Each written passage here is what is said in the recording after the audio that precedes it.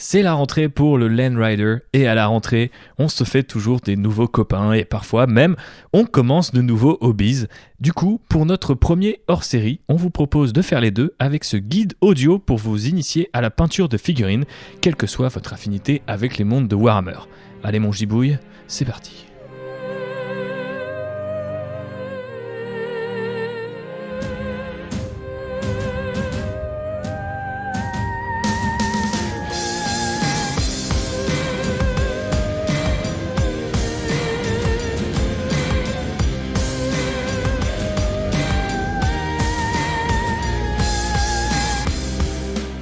Je l'ai dit, je suis avec Jean-Baptiste et je vais commencer avant qu'on démarre notre superbe engin par te demander comment ça va Jean-Baptiste. Bah écoute, ça va très bien, c'est la rentrée, on reprend les podcasts, ça fait plaisir.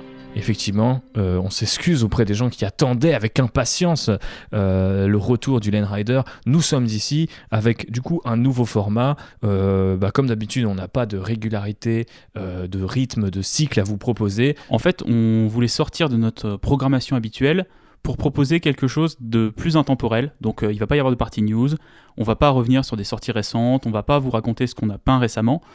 On voulait plutôt faire un podcast qu'on aurait aimé avoir quand on a commencé le hobby, il y a de ça une vingtaine d'années maintenant, qui donne en fait toutes les bases pour s'y prendre correctement, en fait, éviter des erreurs de débutants qui peuvent soit vous compliquer énormément la tâche, soit vous rebuter dans le hobby et vous dire que finalement ça vous plaît pas et c'est pas quelque chose pour vous.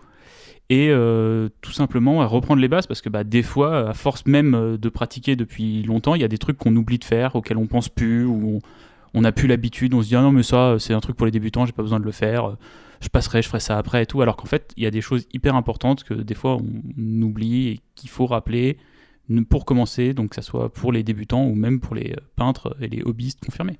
C'est toujours intéressant de toute façon de comparer sa propre technique à celle des autres, et moi je sais que depuis que vous m'avez rejoint dans cet amour du hobby avec notamment la 8e édition de Warhammer 40 000 dont on a fait le bilan dans un épisode précédent, je suis entouré de gens qui ne peignent ou n'assemblent pas les figurines exactement comme moi je le fais, et je pense que ça m'a mine de rien fait progresser, alors qu'on peut se dire qu'après entre 15 et 20 ans de hobby j'avais fait à peu près le tour, mais non, ce n'est pas le cas, il y a toujours des choses à apprendre, donc j'espère que quel que soit votre niveau, vous allez apprendre des choses en écoutant ce podcast. En tout cas, c'est un superbe outil que vous allez pouvoir partager avec éventuellement celles et ceux d'ailleurs qui voudraient vous rejoindre dans l'aventure. Voilà, c'est vrai que si vous êtes un auditeur fidèle de Land Rider, on va peut-être revoir des choses que vous connaissez par cœur, mais ça va vous donner un bon outil à partager aux gens. Si vous avez des amis qui hésitent, qui osent pas trop s'y mettre, ou qui ont des questions sur comment je peux faire, comment je peux commencer, c'est le podcast à leur filer, quoi. Alors on commence ? Exactement. Et pourquoi on commence voilà. On se pose des questions mutuellement. Le premier truc quand on veut monter des figurines, c'est d'avoir des figurines. Ah oui. Et où on les trouve où ça alors Jean-Baptiste ? Alors on les trouve pas chers sur internet. C'est vrai. Mais je pense que c'est une bonne chose quand on commence d'aller en boutique. Mm-hmm. Donc, pourquoi tu dirais ça ? Que vous alliez dans un Games Workshop ou dans chez un revendeur indépendant, en fait c'est là où vous allez rencontrer des gens. Vous allez rencontrer des peintres, vous allez rencontrer d'autres hobbyistes qui vont vous aider, qui vont vous donner des conseils, et c'est en échangeant avec ces gens-là où vous allez apprendre des trucs. Et le lien social, c'est quelque chose qui est vachement important dans Warhammer. En tout cas, moi, c'est comme ça que je vis le hobby, parce que j'aime bien peindre, j'aime bien jouer, mais ce que je préfère, c'est discuter des figurines que j'ai peintes ou jouer avec mes copains, quoi. Oui, c'est une passion qui nous demande énormément de temps, de ce point de vue-là. C'est une passion à part entière au sein de cette passion. De discuter de choses qu'on n'a pas encore faites même, mais qu'on voudrait faire, qu'on va peut-être faire, qu'on ne fera sûrement jamais. Effectivement, et vous aurez l'occasion d'en discuter avec plein de gens si vous allez dans un magasin local, et en plus vous soutenez sans doute la boutique, et ça c'est plutôt cool. Et puis ça peut aussi vous donner des idées, parce que souvent il y a des vitrines, il y a des trucs comme ça, et vous pouvez peut-être voir des schémas de couleurs auxquels vous n'auriez pas pensé, ou des figurines converties auxquelles vous auriez pas imaginé qu'on puisse faire ça avec ça, et discuter avec des gens et rencontrer des gens, et vous verrez c'est à ça que ça sert à la fin le hobby, quoi. C'est parce que vous avez fait votre armée, vous avez peint vos figurines, mais ce qui est cool, c'est d'échanger autour de cette passion, quoi. Donc pour les plus timides d'entre vous, n'hésitez pas à y aller. La plupart du temps, les gens sont plutôt charmants et ne vous mangent pas. Si vous avez une mauvaise expérience, vous revenez vers nous. Ensuite, on arrivera avec le Land Rider dans leur vitrine, faire un petit peu de ménage et ramener un petit peu de justice dans ce bas monde. Mais en principe, vous pouvez facilement trouver, avec une petite recherche Google, quelles sont les boutiques qui sont les plus comment dire, friendly envers les débutants, parce que c'est vrai que parfois il y en a 2-3 qui font un petit peu peur, mais je pense de nos jours, le hobby se démocratisant, c'est quand même devenu rare de tomber sur des gens qui veulent à tout prix vous vendre telle ou telle boîte ou vous bombarde d'informations dès vos premiers pas. Donc on espère que ça se passera bien pour vous, il n'y a pas de raison. Et si c'est le cas, malheureusement, pour eux, on viendra exercer notre vendetta. Voilà. Et du coup, oui, on vengera nos auditeurs si vous êtes fait avoir. Allez. Mais pour commencer, moi ce que je vous conseillerais, c'est de commencer par un petit projet. Ok. Alors, si vous avez envie de faire une armée de Space Marine de 2500 points et de rouler sur des gens en tournoi, c'est bien. Mais je suis pas sûr que ce soit la meilleure manière de commencer le hobby en tout cas. Il y a en plus maintenant, si on regarde sur les produits Games Workshop, il y a plein d'options pour des jeux à petit format. Que ça soit Kill Team, que ça soit Warhammer Underworld, que ça soit Warcry, même Warhammer 40 000 avec la nouvelle version, on peut jouer à petite échelle. Et il y a plein de petites boîtes avec quelques figurines et je pense que c'est une bonne chose de commencer comme ça, quoi. Ok, donc qu'est-ce que tu conseillerais du coup à ces gens? Peut-être une bande Warcry pour commencer, ou est-ce que par exemple ce qu'on appelle les start collecting, donc les boîtes qui te permettent de débuter dans une armée, c'est déjà un peu trop, ou est-ce qu'au final, vu que c'est dans les 60 €, c'est pas mal pour commencer? Je pense que pour une première expérience de peinture, un start collecting c'est déjà trop, tu vois. Ok. Moi je partirais plus sur une bande Underworld où tu vas avoir 5-6 figues qui en plus sont toutes un peu différentes. Toi, tu vas pas te retrouver à devoir monter 20 Bestigor par exemple, ce qui j'imagine pour quelqu'un qui commence n'est pas fun. Mais tu vas avoir quelques figurines différentes. Donc Underworld, je pense que c'est une bonne porte d'entrée. En plus, c'est des figurines easy to build. On reviendra un petit peu plus tard sur le terme technique. sur ce que c'est. Mais ou alors il y a des petites boîtes avec 3-4 Space Marine. Je crois que c'est 3 Space Marine. Là, il y a une boîte aussi avec 5 Necrons. Puis des petits starters comme ça. Même les boîtes Kill Team, l'avantage c'est que quand vous jouez à Warcry, à Kill Team ou même à Underworld, c'est des jeux qui seront toujours derrière valides pour jouer à Age of Sigmar ou Warhammer 40 000. Oui, c'est donc des figues qui vont pouvoir évoluer si après vous partez donc sur c'est pas une plus étape, grand projet. Voilà, exactement. Donc c'est pas une étape, on va dire un peu taxe où vous êtes obligé d'investir du temps et de l'argent sur ce projet-là. Non, c'est toujours quelque chose que vous allez pouvoir rejouer à côté et on va dire en attendant, vous allez sans doute prendre du plaisir à peindre des figues si vous en avez que 3 à monter et que vous n'êtes pas complètement dépassé par ces événements. Donc on vous conseille effectivement soit les petites boîtes de départ pour Age of Sigmar ou Warhammer 40 000, ou alors effectivement se diriger vers les jeux d'escarmouche ou de... Je sais pas si c'est exactement un jeu d'escarmouche Underworld, comment tu le définirais? C'est plus un jeu de plateau quand même, parce que c'est du case par case et tout ça, mais t'as quand même des figurines et les figurines sont importantes, quoi. Et on est autour entre 20 et 40 € pour ce genre de boîte. Donc, ouais, c'est même 23, 25, c'est 25 balles en gros la bande. C'est pas, voilà, aussi ça, si c'est votre premier achat et votre début dans le hobby, vous avez peut-être pas envie de mettre 250 € tout de suite, quoi. Ouais, surtout que si vous commencez avec les figues avec 25-30 balles, sachant qu'il y a aussi l'équipement de modélisme à choper. Ça, c'est quelque chose qu'on oublie régulièrement quand on fait le ticket d'entrée. Exactement, donc du coup vous finissez par avoir un ticket d'entrée qui est directement dans la centaine d'euros, on va pas se mentir. Donc effectivement, commencer petit, c'est aussi un moyen d'économiser de l'argent si vous n'êtes pas encore 100% sûr que c'est pour vous. Un autre conseil qu'on va vous donner, c'est le matos minimum à utiliser, enfin à récupérer si vous ne passez qu'une fois en boutique. Si par exemple vous nous écoutez depuis les routes de la campagne où il faut prendre la voiture pour aller chercher une boutique, ce qui a été notre cas en tout cas mon cas pendant de longues années, donc je connais très bien ce sentiment de quand tu remontes dans la caisse et que t'as oublié d'aller à la ville, et des fois de t'en vouloir parce que t'as oublié un truc. Donc préparez votre petite liste de courses et mettez quoi dedans? Pour peindre, il va falloir un pinceau. Ah ouais, c'est vrai. On va pas partir dans des trucs compliqués comme l'aérographe et tout ça, qui sont des outils très intéressants, mais pour débuter, c'est pas une bonne chose. Donc, pour commencer, il vous faudra un pinceau et de la peinture. Pour les pinceaux, il y en a des gammes extrêmement différentes, il y en a plein. Il y a des pinceaux pas chers en synthétique, il y a des pinceaux très chers en poil naturel. Moi, ce que je vous conseille, c'est en fonction de la boutique dans laquelle vous allez, de demander au vendeur en fait. Pour commencer, et je pense que pour commencer, la bonne base, c'est d'avoir un pinceau un peu large pour faire tout ce qui va être les couches de base importantes. Donc, je sais pas si vous avez pris une bande d'orques, faire les peaux des orques ou ce genre de choses. Et après, d'avoir peut-être un pinceau plus fin pour les détails. Mais je pense qu'avec 2 pinceaux, tu peux commencer facilement. Moi, je sais que encore aujourd'hui, j'utilise 2 pinceaux. Enfin, en tout cas pour de l'infanterie, après quand je suis sur un véhicule, je prends un truc plus large, mais globalement 2 pinceaux, c'est ce qui vous suivra dans votre vie de hobbyiste. C'est vrai que quand on commence, on a l'impression qu'il en faut 13, mais en vrai, on trouve très vite ses marques. Et surtout, les classiques, c'est effectivement le pinceau moyen pour les bases, et puis quelque chose d'un peu plus fin, mais pas trop fin non plus. Parce qu'il faut savoir qu'après, on a tendance, quand on est débutant, à aller vers des trucs où il y a le moins de poils possible, mais le contrôle n'est pas le même. La capacité d'emport de peinture n'est pas la même aussi, et donc au final des fois vous galérez plus avec ça avec qu'avec des tout petits pinceaux qu'avec un pinceau large mais qui a une bonne pointe. Exactement, donc voilà, premier tips comme ça à éviter. Voilà. Et je conseillerais aussi d'avoir un pinceau pour faire du brossage, parce que c'est une technique qui est très efficace et qu'on conseille aux débutants, mais qui en fait marche aussi pour les gens expérimentés, parce que moi je brosse encore souvent mes figurines. Et pour les brossages par contre, je vous conseillerais pas d'acheter un pinceau en boutique de modélisme ou même en boutique d'art. Je vous conseillerais d'aller dans le rayon maquillage de votre supermarché et d'acheter un pinceau de maquillage. Parce que c'est beaucoup mieux en fait pour faire du brossage, en tout cas sur des petites zones comme les figurines. Et c'est plus doux, et du coup faut pas aller vers les espèces de gros pinceaux de maquillage tout... Non, prenez un petit pinceau, oui. Peignez des figurines. Non mais pas un visage. C'est plus des espèces de brosses, on va dire plates.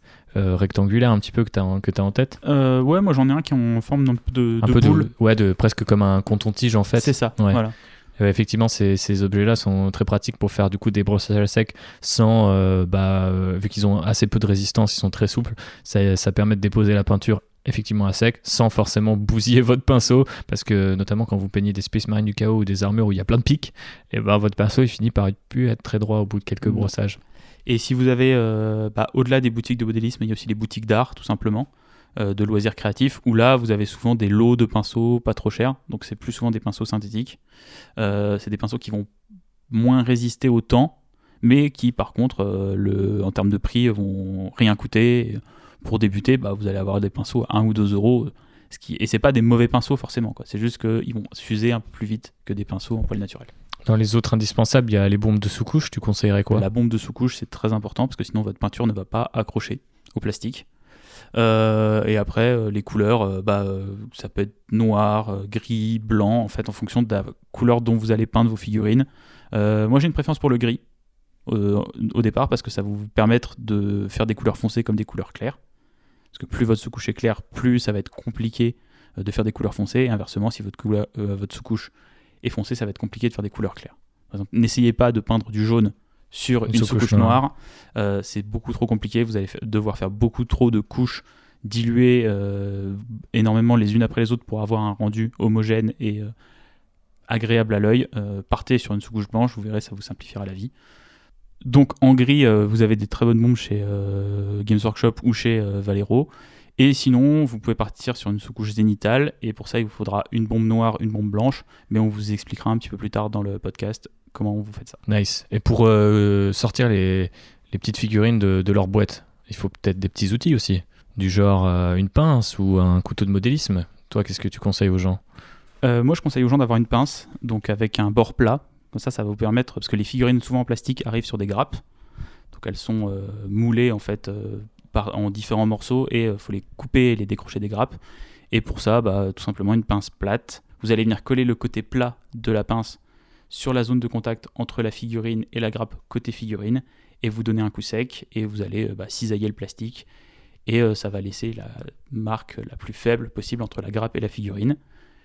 Et ensuite, vous pouvez utiliser un petit couteau de modélisme pour venir un petit peu couper les petits bouts de plastique qui restent, ou, astuce, vous utilisez l'arrière de la lame du couteau pour venir gratter le plastique, et c'est ce qu'on appelle ébarber. Enlever ces petites lignes de plastique qui restent entre la grappe et la figurine. Et cette technique débarbage, en fait, il y a des outils exprès pour, mais l'arrière de la lame de couteau est largement suffisante pour ça. Et vous verrez sur les grappes, il y a aussi ce qu'on appelle des lignes de moulage, parce qu'en fait les moules plastiques sont en 2 morceaux, et vous avez parfois une toute petite ligne à la jointure, et là pareil avec la lame et l'arrière de la lame de votre couteau de modélisme, vous venez juste frotter sur cette ligne de moulage et elle va partir. Du coup, c'est super important d'avoir, effectivement, comme tu fais bien de le rappeler, d'avoir ces petits couteaux de modélisme, sa petite pince, sa sous-couche, voire ses sous-couches, les figues, la peinture et de la colle. Et du coup, on reviendra un petit peu sur la colle au moment de l'assemblage. Mais tu penses qu'on termine du coup avec un panier qui se situe dans quelle fourchette, si j'ose dire? Alors, pour bien commencer, vous êtes entre 50 et 100 euros. C'est un budget, c'est vrai, mais après, votre couteau de modélisme, il va vous coûter 4 euros. Vous allez prendre un paquet de 10 lames qui va vous coûter 4 euros, mais il va vous durer 5 ans, quoi. Et là, pareil pour la bombe de sous-couche, vous allez pouvoir sous-coucher, je sais pas, une centaine de figurines avec, normalement. Donc, c'est des petits investissements, mais qui vont vous servir sur la durée. Pareil pour vos pinceaux. On est passé en boutique, on arrive chez nous, faut se mettre au boulot. Ou est-ce que toi, tu te mets au boulot, JB? Qu'est-ce que tu conseilles en termes d'espace de travail? Moi, j'ai la chance d'avoir un bureau dans ma chambre où j'ai installé tout mon bazar. Après, c'est pas la chance de tout le monde. Ce que je vous conseille pour pouvoir bien peindre, c'est d'avoir quand même une surface dégagée. Que ce soit une table de cuisine, que ce soit un bureau, que ce soit en fait une vraie surface plane sur laquelle vous allez pouvoir poser vos affaires.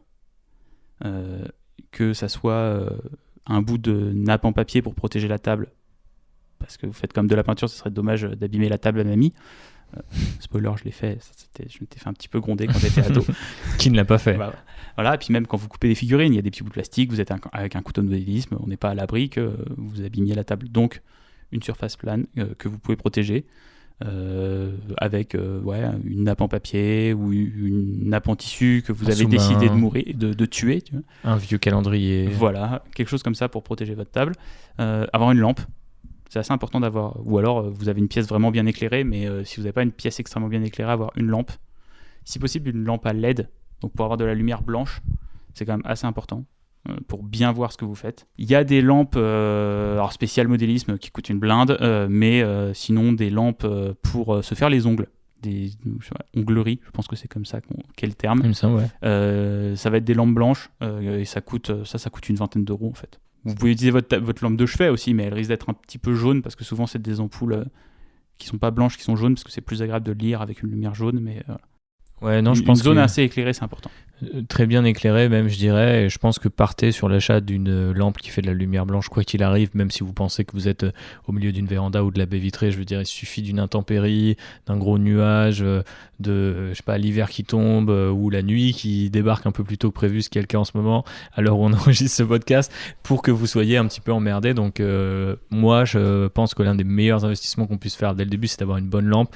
Et je sais que pendant des années, mais quand je dis des années, c'est peut-être 10 ans, j'ai peint sans une lampe blanche ou avec ma lampe de chevet ou de bureau, tu vois. Et je pense qu'à partir du moment où j'ai récupéré des vraies lampes dignes de ce nom, mon niveau s'en est tout de suite rendu compte. Il a augmenté un grand coup. Tu t'abîmes moins les yeux, quoi. T'es moins fatigué, tu fais moins d'efforts en fait pour peindre, et du coup tu vas concentrer ton attention sur bien peindre et pas genre juste sur voir ta figurine.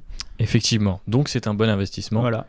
Et alors si vous n'avez pas la chance d'avoir un bureau où vous pouvez mettre toutes vos affaires, ayez une boîte dans laquelle vous mettez vos peintures, vos pinceaux, peut-être les figurines en cours, que vous pouvez sortir facilement en fait. Parce que si ça devient en fait une corvée, et si c'est une organisation ne serait-ce que de vous mettre à peindre, vous allez pas avoir envie de le faire. Ouais. Ça va être compliqué, vous allez dire mais faut que je sorte mes affaires, faut que je sorte mon matos.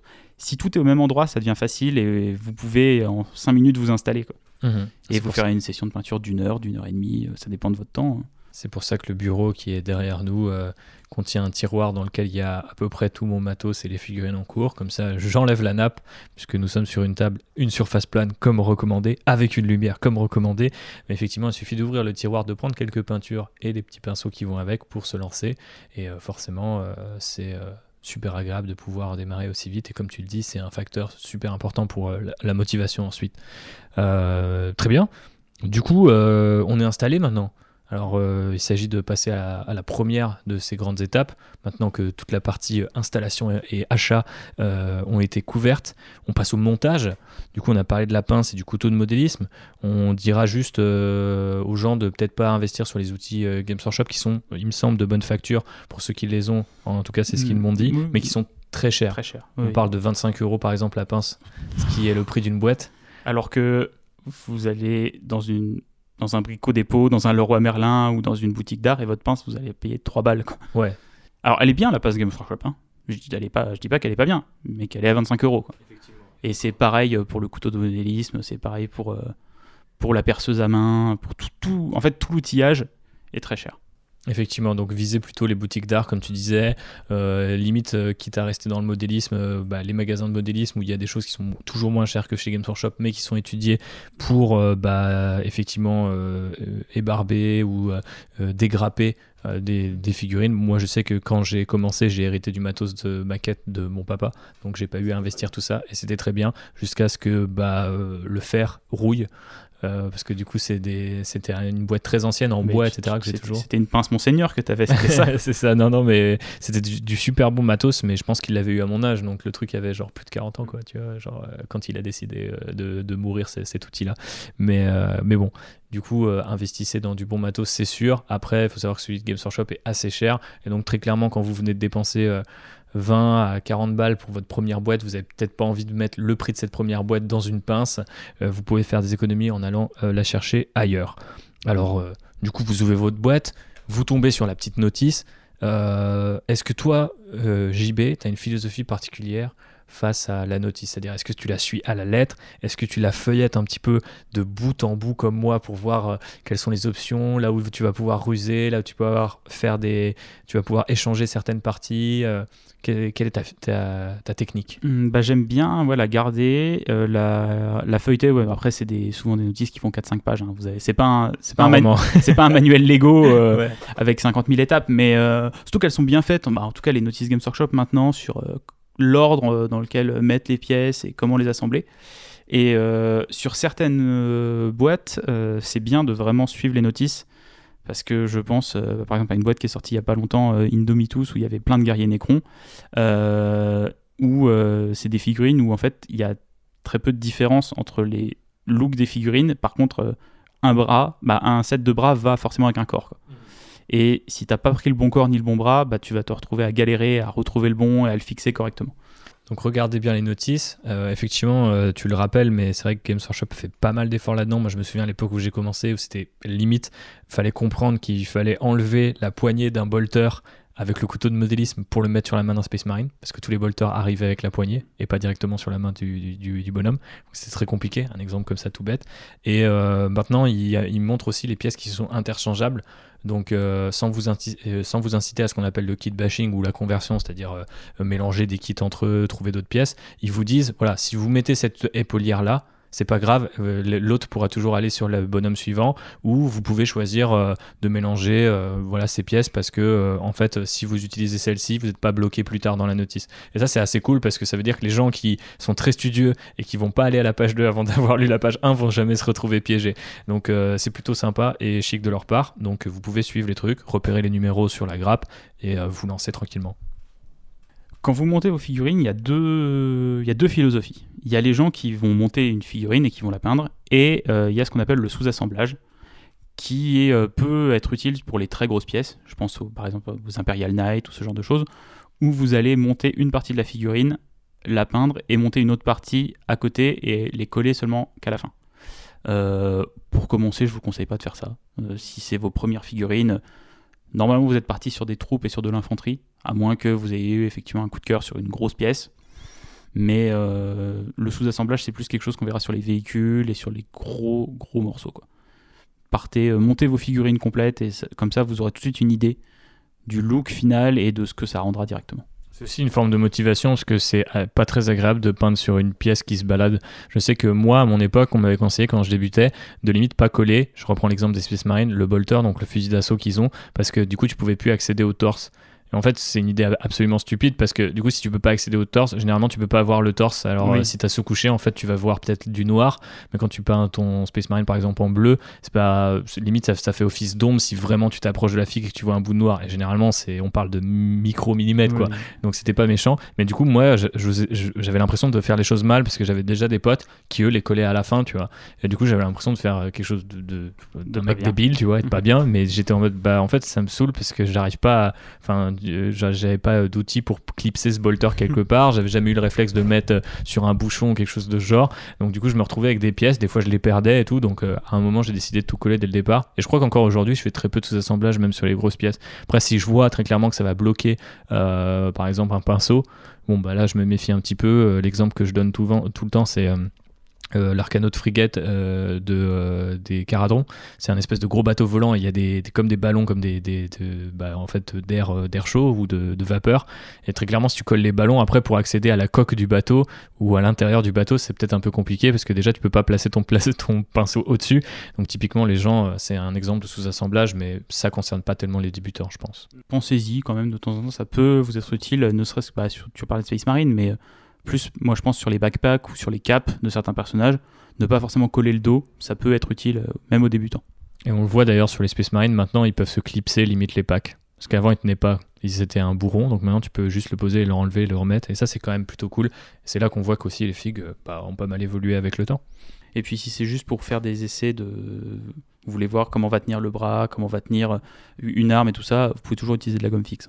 Ça marche toujours très bien. C'est ce qu'on appelle le dry fit dans le milieu, donc c'est pour tester les petites poses et tout. Moi je fais ça souvent. Toi tu le fais ou... Sur les orques, ouais, je fais ça tout le temps. Les orques ils vivent à la gomme fixe avant d'être collés. Mais c'est bien parce que ça évite les erreurs, ça permet aussi de tester différentes combinaisons de pièces si vous avez des pièces interchangeables. Si vous avez envie de bidouiller un truc, c'est aussi un moyen de le faire sans forcément tout de suite saccager un bras, un pistolet ou que sais-je. Donc on vous conseille d'avoir toujours 2-3 boules de pâte à fixe, mais d'autres marques sont tester aussi le dynamisme, par exemple, d'une figurine, quand vous avez des kits où vous pouvez assembler les bras, les jambes, les têtes, et tester, est-ce que si je mets les bras dans ce sens-là, et la tête dans ce sens-là, ça va peut-être donner un look différent à la figurine. On peut pas toujours faire ça parce qu'il y a différents types de kits maintenant proposés par Games Workshop si on reste vraiment sur les univers de Warhammer. Du coup, je voulais qu'on fasse un petit point sur, on va dire 3 termes techniques. Donc, on a le easy to build, on a le push fit et on a le multi-kit. Comment toi tu les comprends et comment tu les décrirais ? Alors, le easy to build et le push fit, ça peut être souvent la même chose. C'est-à-dire que c'est des figurines qui vont souvent être monoposes. C'est-à-dire que vous avez forcément un bras qui va avec un torse, qui va avec une tête. C'est notamment les figues dont je parlais tout à l'heure, Underworld. Alors les figurines push fit, normalement vous n'avez pas besoin de colle. Il y a des petits picots à l'intérieur et des petits trous qui font que les figurines sont censées tenir toutes seules. Moi je vous conseille quand même de les coller, même si c'est des figurines push fit. Les figurines easy to build, c'est ce qu'on peut avoir dans les boîtes de démarrage, les starters et les choses comme ça, où c'est des figurines monoposes, où comme je dis, il y a une tête qui va avec un bras, qui va avec un torse. C'est parfois des figurines un peu compliquées à lire, parce qu'elles sont des fois découpées par pièces assez bizarres.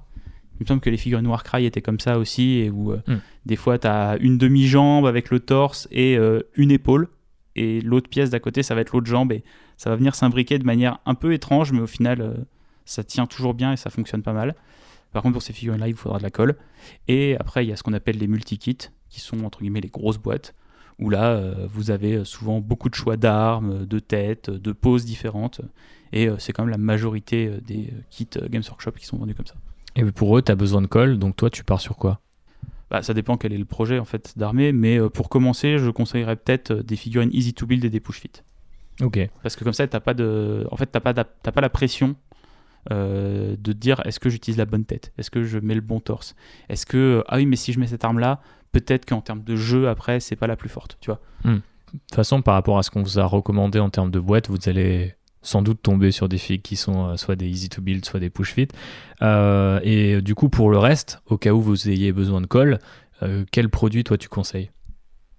Alors, il y a 3 matériaux, on va dire en général, de figurines. Les figurines en métal, les figurines en résine et les figurines en plastique. Les figurines en métal tendent à disparaître quand même maintenant. Il y en a beaucoup moins. Il y en a plus chez Games Workshop. En tout cas dans les références nouvelles. Et même chez les autres fabricants de figurines, il y en a de moins en moins. Il y a encore pas mal de figurines en résine.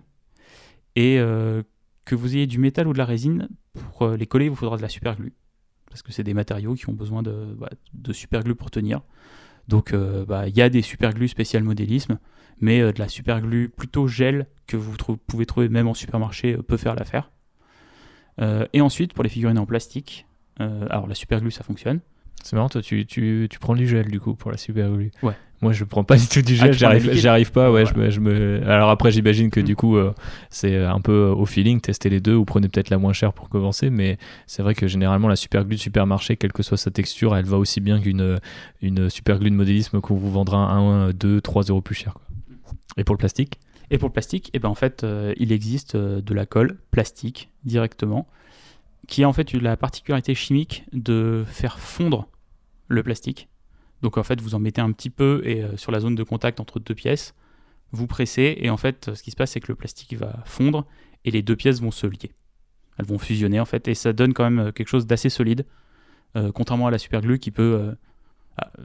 la nature de la superglue, c'est que ça fait des petits cristaux qui se tiennent entre eux, donc ça peut facilement casser, mais après c'est facilement réparable. Là, la colle plastique, une fois que c'est accroché, c'est accroché, quoi. Et du coup, tu as des marques préférées en termes de colle plastique? La Games Workshop est bien, la Revell, donc qui est vraiment orientée plus modélisme, mais qui fait la même chose. Avec la petite pointe, la petite aiguille là? C'est ça. En fait, c'est le même container, hein. Les deux colles sont livrées quasiment dans la même bouteille, quoi. Vous allez avoir une petite bouteille et une tige en métal qui vous permet d'appliquer la colle de manière assez précise. Faut savoir que cette tige, elle a parfois tendance à se boucher. Et pour type, si elle se bouche, vous utilisez tout simplement un briquet. Et vous chauffez la lame, voilà. Enfin l'aiguille. Voilà. Donc vous enlevez l'aiguille du plastique, vous la tenez par exemple avec une pince à épiler pour pas vous brûler.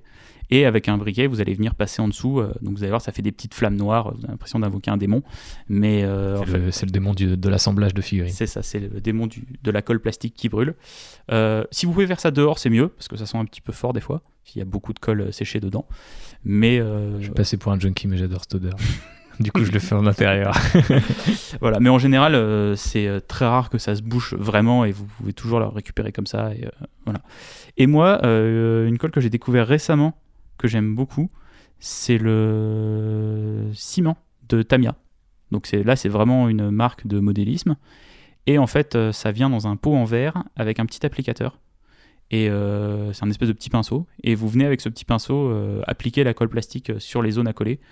Et alors, c'est un produit qui n'est pas trouvable très facilement, parce que même les boutiques de modélisme n'en ont pas tout le temps. Il faut le pécho sur Amazon.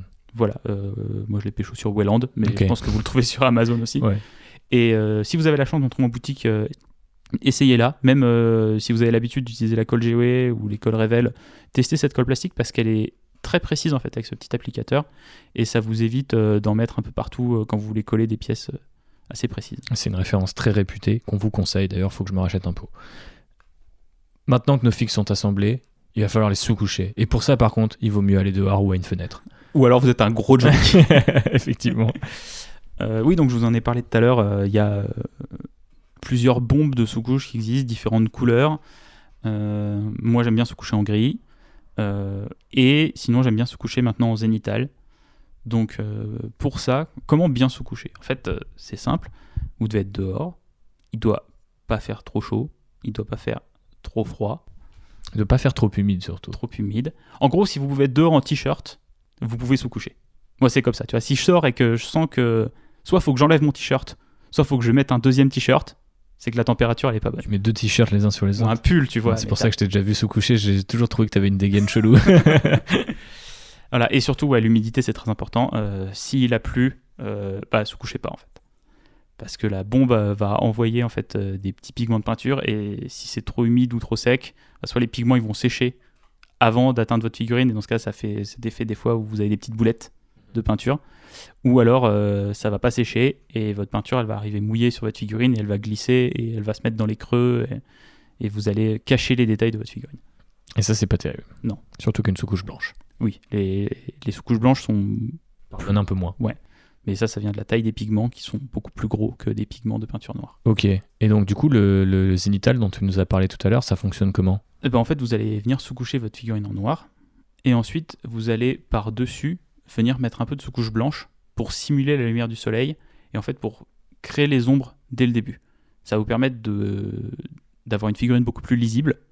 Parce que si votre figurine elle est toute noire, vous n'allez peut-être pas forcément deviner tous les volumes. Où il y a peut-être des zones que vous allez interpréter comme de la fourrure alors que c'est le prolongement de la peau, ou ce genre de choses. Avec une sous-couche zénithale, en général, vous voyez vraiment bien vos figurines. Ok. Donc une sous-couche noire de base et une sous-couche plus claire sur le dessus, que ça soit du gris clair, du beige ou du blanc. Après ça change rien, mais il faut que ce soit une deuxième couleur plus claire. Et pour bien sous-coucher, tout simplement, vous venez projeter votre peinture, donc au début... sur le côté de la figurine ou sur le dessus à une vingtaine de centimètres de celle-là. Prenez un angle à peu près de 45 degrés au-dessus et un angle de 45 degrés en dessous pour mettre aussi de la peinture en dessous de votre figurine. parce que dans les zones d'ombre, c'est important qu'il y ait quand même de la sous-couche. Voilà, allez-y tranquillement, y allez pas comme un bourrin, envoyez pas des tonnes et des tonnes de peinture, faites des petits jets successifs. Et une fois que vous avez fait ça avec votre peinture noire, et ben avec votre peinture blanche, vous revenez, vous faites juste la même chose, mais que sur le dessus. Donc soit avec un angle de 45 degrés si vous voulez mettre pas mal de blanc, ou alors vraiment juste au zénith, quoi, donc au-dessus de la figurine, juste un petit coup de peinture blanche. Et vous verrez, moi je le faisais pas au début parce que je disais oui, ça sert pas à grand chose, c'est un truc de kéké pour frimer sur internet, les mecs qui ont des aéros ils font ça. Et en fait non, ça aide vraiment la lisibilité des figues.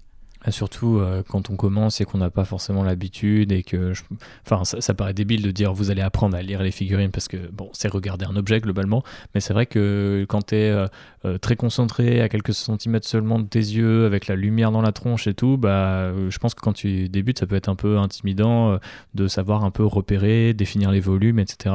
On parle de blocking aussi en anglais, donc c'est vrai que ça aide beaucoup avec ça, et on pourrait croire que c'est pas forcément un truc de débutant, mais vu que généralement quand on débute on aime bien avoir une sous-couche noire ou une sous-couche blanche selon ce qu'on a envie de faire, très clairement les deux, quoi que vous fassiez, finiront par vous servir, donc ça peut être sympa à tester tout doucement quand vous commencez.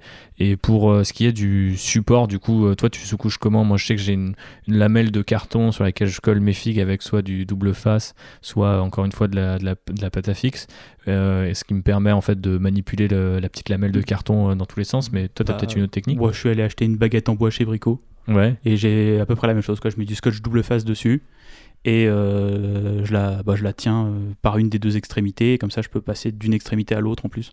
Ça me permet de tourner les figues, et une baguette en bois, un coup de double face, et je pousse les figues avec les socles dessus, et puis voilà. Et tu secoues combien de temps ta bombe? Au moins 1 minute. Petite astuce avant de secouer votre bombe, vous pouvez la mettre un petit peu dans l'eau tiède. Donc vous remplissez un bol d'eau tiède et vous mettez votre bombe dedans pendant 2-3 minutes, et en fait ça va vraiment aider les pigments à se mélanger au gaz, et ça sera beaucoup plus simple de se coucher comme ça. Et ben voilà, on a des petites astuces au passage, on n'est pas bien là. Moi je secoue même plus qu'1 minute, je secoue même pendant une chanson. Je me mets une chanson que j'aime bien, et du coup ça m'assure que j'ai secouché assez longtemps, parce que des fois on commence par compter, on fait un truc et on fait est-ce que ça fait 30 secondes ou est-ce que ça fait 30 minutes? Et on ne sait pas. Donc je vous conseille d'écouter une petite chanson. Du coup tu conseillerais quelle chanson? S'il faut une chanson pour se coucher, c'est laquelle? Je ne sais pas, Shake It Off de... notre ami, merde j'ai perdu son nom. Taylor Swift. Bah voilà, écoutez Voilà. Shake It Off de Taylor Swift, secouez votre bombe, et puis après vous vous sous-coucherez sans problème. Une fois qu'on a laissé sécher ça pendant une petite heure? Normalement 20 minutes ça suffit, mais ça peut pas ne pas moins sécher, tu vois. Oui. Du coup on arrive à cette fameuse étape de la peinture. On a parlé un petit peu de la lumière, de l'endroit. Moi je rappellerais que c'est important de se tenir bien droit, d'être bien installé. Personnellement je vous conseille, pour ne pas détruire votre dos, vos vertèbres, vos épaules, votre nuque, bref tout ce qui soutient votre corps, de ne pas mettre votre figurine à même la table ou très loin de vous, ou de vous recroqueviller comme une goule sur votre figurine, ce qu'on a tous tendance à faire, je pense, à 99% du temps.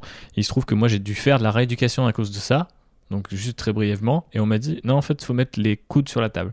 Et donc maintenant je mets 99% du temps, allez 90% du temps, je mets les coudes sur la table. Et pour peindre, pas pour manger. Oui, seulement pour peindre. Pour manger c'est très impoli, mais tout le monde le sait ça.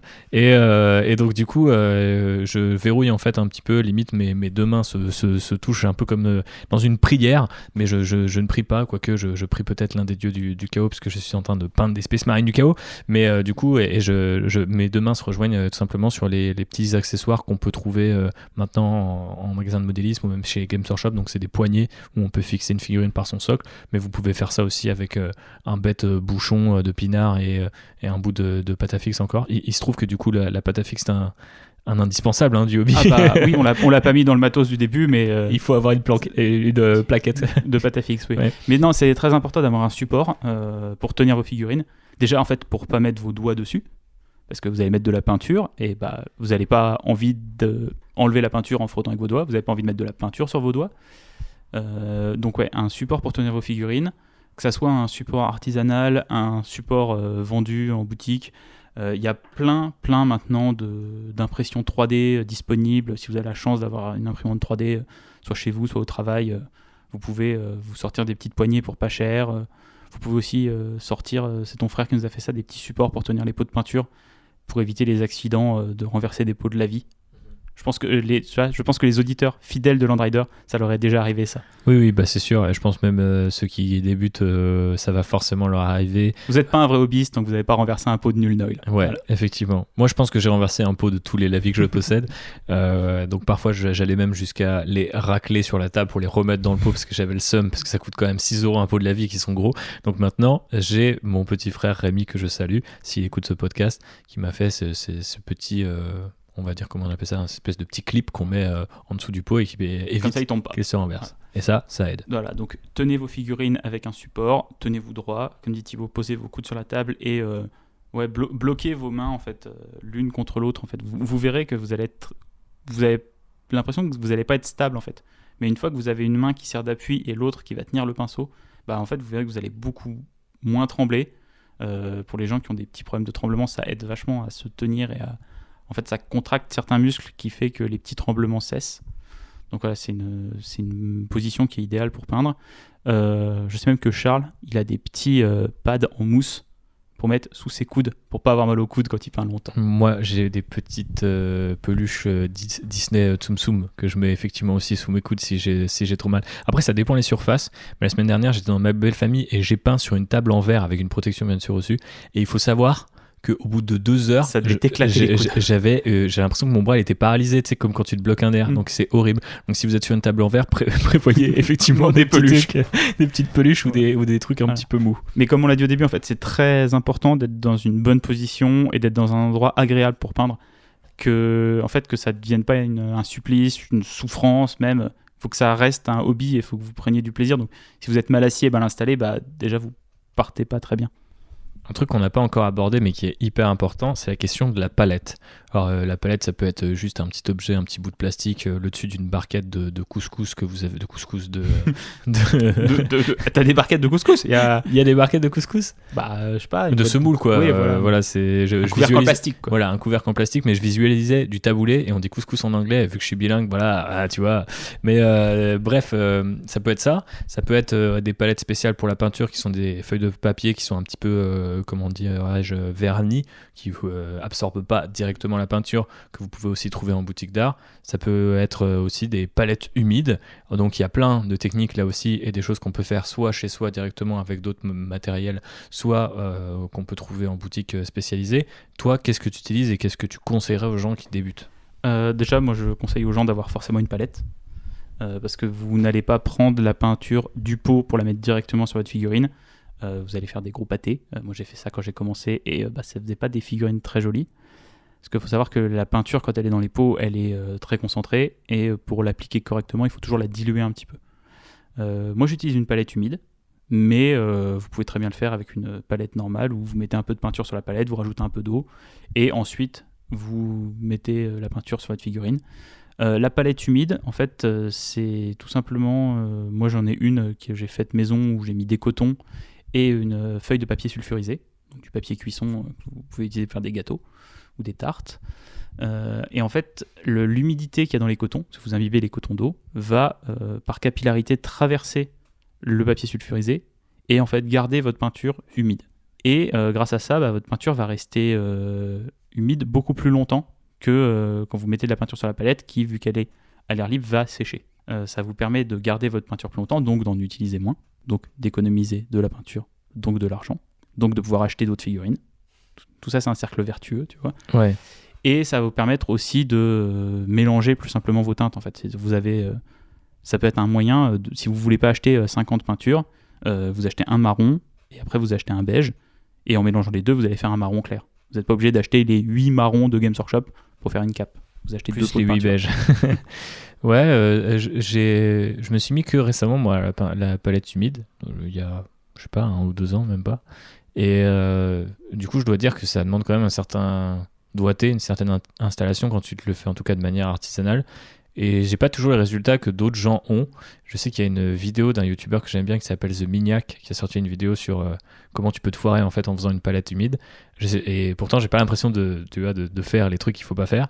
Mais ça tient peut-être aussi à mon appartement, ça tient peut-être à tout un tas de conditions qui fait que la peinture sèche quand même plus vite, ou peut-être juste simplement le papier que j'utilise, si on n'utilise pas le même. Bah, Mais je sais que j'arrive jamais à garder. J'ai déménagé l'année dernière. Ouais. Et l'appartement dans lequel j'étais avant, même si j'avais l'impression qu'il était moins humide, et ben ma palette, elle tenait mieux longtemps que dans le nouvel appartement où je suis, qui, a priori, elle a quand même l'air plus humide dans le ressenti que j'en ai, tu vois, donc il y a des choses comme ça. Je me souviens à l'époque où on habitait tous les deux à Nantes, tu rouvrais ta palette humide et t'avais des trucs qui avaient une semaine qui avaient pas séché. Oui, mais c'était Nantes, on vivait dans l'eau. C'est vrai, c'est une ville où il pleut. C'est Gungan City, pour faire un petit parallèle avec notre autre podcast qui parle de Star Wars, Outrider, allez l'écouter, c'est très bien. Mais donc, même si vous n'avez pas une palette humide, si vous n'avez pas de quoi en faire à la maison, il y en a qui sont vendus dans le commerce, qui, alors là, par contre, sont quand même de bien meilleure qualité que ce que vous pouvez faire à la maison, parce que vous avez un papier qui n'est pas exactement le papier cuisson, mais qui a les mêmes propriétés, mais en mieux étudié pour traiter la peinture. Après, je trouve que c'est des investissements, souvent, c'est une trentaine d'euros pour avoir une bonne palette. Ça fait, là, je trouve un peu cher pour un truc qui est juste une feuille et de la flotte. Et je sais pas combien elles coûtent, mais les feuilles de palette Games Workshop, elles sont très bien aussi. Ah, les petites feuilles un peu plastifiées là. Ouais, un petit peu plastifiées parce que justement tu peux aussi mettre de l'eau dessus et diluer et ça va rester un petit peu en surface. Moi je trouve qu'elles permettent, quand tu débutes, je pense ça permet vraiment de... Parce que la palette est surtout essentielle pour garder la pointe du pinceau, diluer, mélanger, etc. Mais du coup c'est vrai que ça permet vraiment d'avoir un support qui est il est hyper glissant en fait.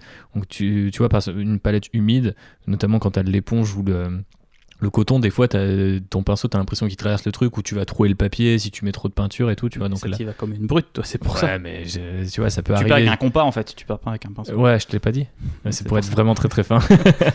Non, mais j'imagine que quelqu'un qui débute, tu vois, va pas forcément avoir la même expérience, va pas forcément arriver avec la même finesse, quoi. Voilà. Mais donc, après, une feuille de papier A4 fait déjà le taf, en fait. Le truc, c'est d'avoir une surface entre le pot de peinture et la figurine. Sauf que la feuille de papier A4, elle risque quand même forcément de boire un peu plus la peinture. Elle va absorber un peu la peinture, mais voilà, c'est le principal intérêt de la palette, c'est ça en fait. C'est d'avoir une surface entre le pot et la figurine. Donc la palette, c'est bien, pensez-y. T'as mis combien de temps avant d'utiliser une palette Quel que soit le type de palette. Bah, dès le début, j'en ai utilisé une.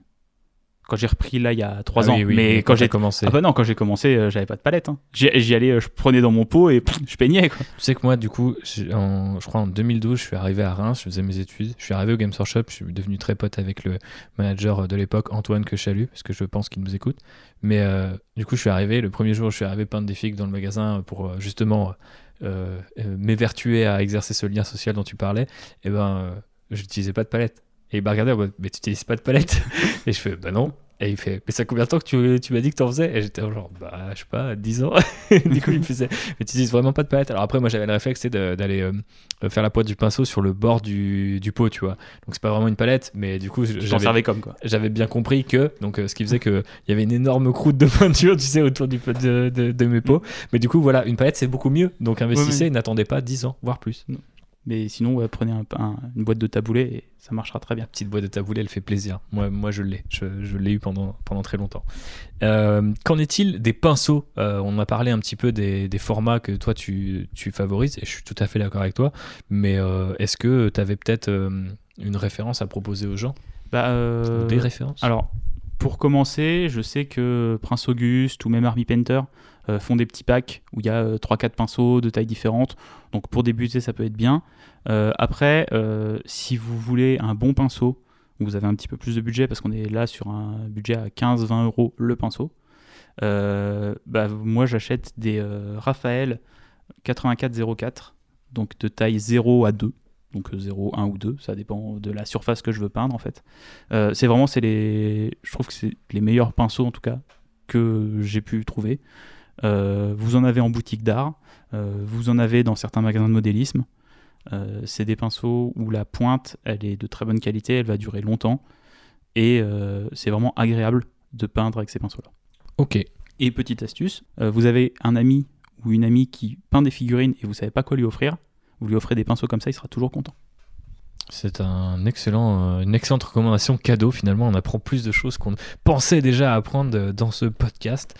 Et du coup, on est équipé, on est placé. Maintenant, il est peut-être temps de rentrer un petit peu dans le vif du sujet. En tout cas, peut-être pas exactement dans le vif du sujet, mais dans la théorie. Parce que quand on est débutant, on lit pas mal de trucs, surtout sur Internet. Avant, il n'y avait pas Internet. Et donc, c'était dur de trouver de la théorie. Qu'on lisait pas, on faisait des erreurs. Et voilà, maintenant, On a trop de théories. trop de théories. Donc du coup, on nous parle souvent par exemple de la roue chromatique ou de la théorie des couleurs ou un certain nombre de choses qui sont censées vous guider dans vos schémas. Toi, qu'est-ce que tu en penses ? Est-ce que tu demanderais aux gens que ça intéresse ? Je pense que dans aucun cas c'est indispensable, mais mettons qu'il y a des gens, tu vois, qui viennent avec cette idée de moi je veux me donner à fond, donc je veux aussi lire un petit peu de théorie, comme quand, je sais pas, t'attaques un nouveau sport et tu vas écouter des interviews d'athlètes ou que sais-je. Est-ce que toi tu recommanderais aux gens de passer par là ou de s'en foutre un petit peu, et quelle est en fait tout simplement ton opinion de tout ça ? Moi je dirais aux gens de s'en foutre quand même. En tout cas sur la théorie des couleurs et sur ça. Après c'est vrai que quand tu mets du rouge à côté du vert, c'est des couleurs qui sont complémentaires, c'est joli. Mais si tu mets du jaune à côté du rouge, ça peut être joli aussi en fait. Et je pense qu'il y a pas mal de gens qui au début en fait se sont bridés à cause de ça. C'est-à-dire qu'ils avaient envie de peindre des figurines d'une couleur, et si tu prends la théorie des couleurs, en toutes couleurs complémentaires, ils en ont 2 à mettre, quoi. Et du coup, ils vont se retrouver peut-être à peindre des couleurs qu'ils n'avaient pas forcément envie de peindre, juste parce que, en termes de théorie, c'est censé être bien, quoi. Ouais, et puis je pense qu'il faut se rappeler que vu que c'est un hobby et que ça doit pas être une souffrance comme tu le disais, ça reste aussi vos figues, et du coup vos figues doivent ressembler à ce que vous avez envie enfin ce que vous avez imaginé tout simplement pour vos petits bonhommes, quoi. Ouais, c'est des univers de fantasy, de science-fiction. Il n'y a rien qui interdit un Space Marine d'être jaune, d'être bleu, d'être vert, un orc d'être orange, d'être rouge. Vous faites ce que vous voulez en fait. Il y a encore un petit peu des fois de gatekeeping là-dessus, sur des gens qui vont faire des schémas de couleurs qui correspondent à rien, mais faites-vous plaisir en fait. Moi je me rappelle quand je suis arrivé sur Warhammer Forum, je me suis fait défoncer, hein. Juste parce que je faisais des figues, alors je suis d'accord, elles n'étaient pas très lisibles, parce que d'un point de vue, on va dire, mec qui arrivait parce que son père faisait des maquettes, donc moi je faisais de la garde impériale, donc j'ai tout de suite été dans des camos, dans des teintes très militaires, parfois même en essayant de reproduire des peintures Tamiya ou des peintures Revell que j'avais à la maison avec des trucs Games Workshop en faisant des mélanges. Donc clairement c'était pas visible parce que c'était très ton sur ton, etc. Et du coup le camouflage quelque part va à l'encontre d'une figurine, parce que le principe de la figurine c'est de la voir et de pouvoir la lire, et donc si vous la camouflez si bien qu'elle est plus lisible, c'est un petit peu dommage. Ça c'est la théorie, mais c'est une théorie qui peut déjà s'adresser quelque part aux débutants, c'est-à-dire que des fois vous avez une idée qui est super cool, oubliez pas que peu importe ce qui se passe sur la roue des couleurs, ce genre de théorie, n'oubliez pas qu'il faut quand même que vous ayez un sentiment de satisfaction. Et moi, en fait, je peignais mes figues et j'étais là, putain, c'est bizarre, elles ressortent pas, putain, en photo, elles sont chum et tout, alors que j'ai l'impression que je passe un temps de fou dessus. Et c'est juste du gris sur du gris, sur du vert foncé, quoi. Voilà, exactement. Et donc, du coup, je me suis fait défoncer pour ça, mais après, quand je proposais des trucs qui étaient juste genre, regarde, j'ai fait mes ultramarines et j'ai mis telle couleur et pas parce qu'ils sont pas exactement comme Games Workshop les faisait, c'est en mode, ah oui, mais en fait, du coup, on voit rien parce que sur la roue des couleurs, c'est pas bon. Et t'es en mode genre, mais en fait, enfin, mec, je citais 12 000 exemples dans l'univers où c'était en mode genre, je sais pas, les Imperial Fist, ils sont jaunes avec du rouge et des bolters noirs, tel chapitre, ils sont éclatés, telle couleur et telle autre couleur, beige et bleu, enfin, tu vois, t'as des trucs à peu près improbables dans ces univers-là, et ça marche parce que c'est visuellement super intéressant, et je pense, du coup, faut pas se brider, comme tu disais,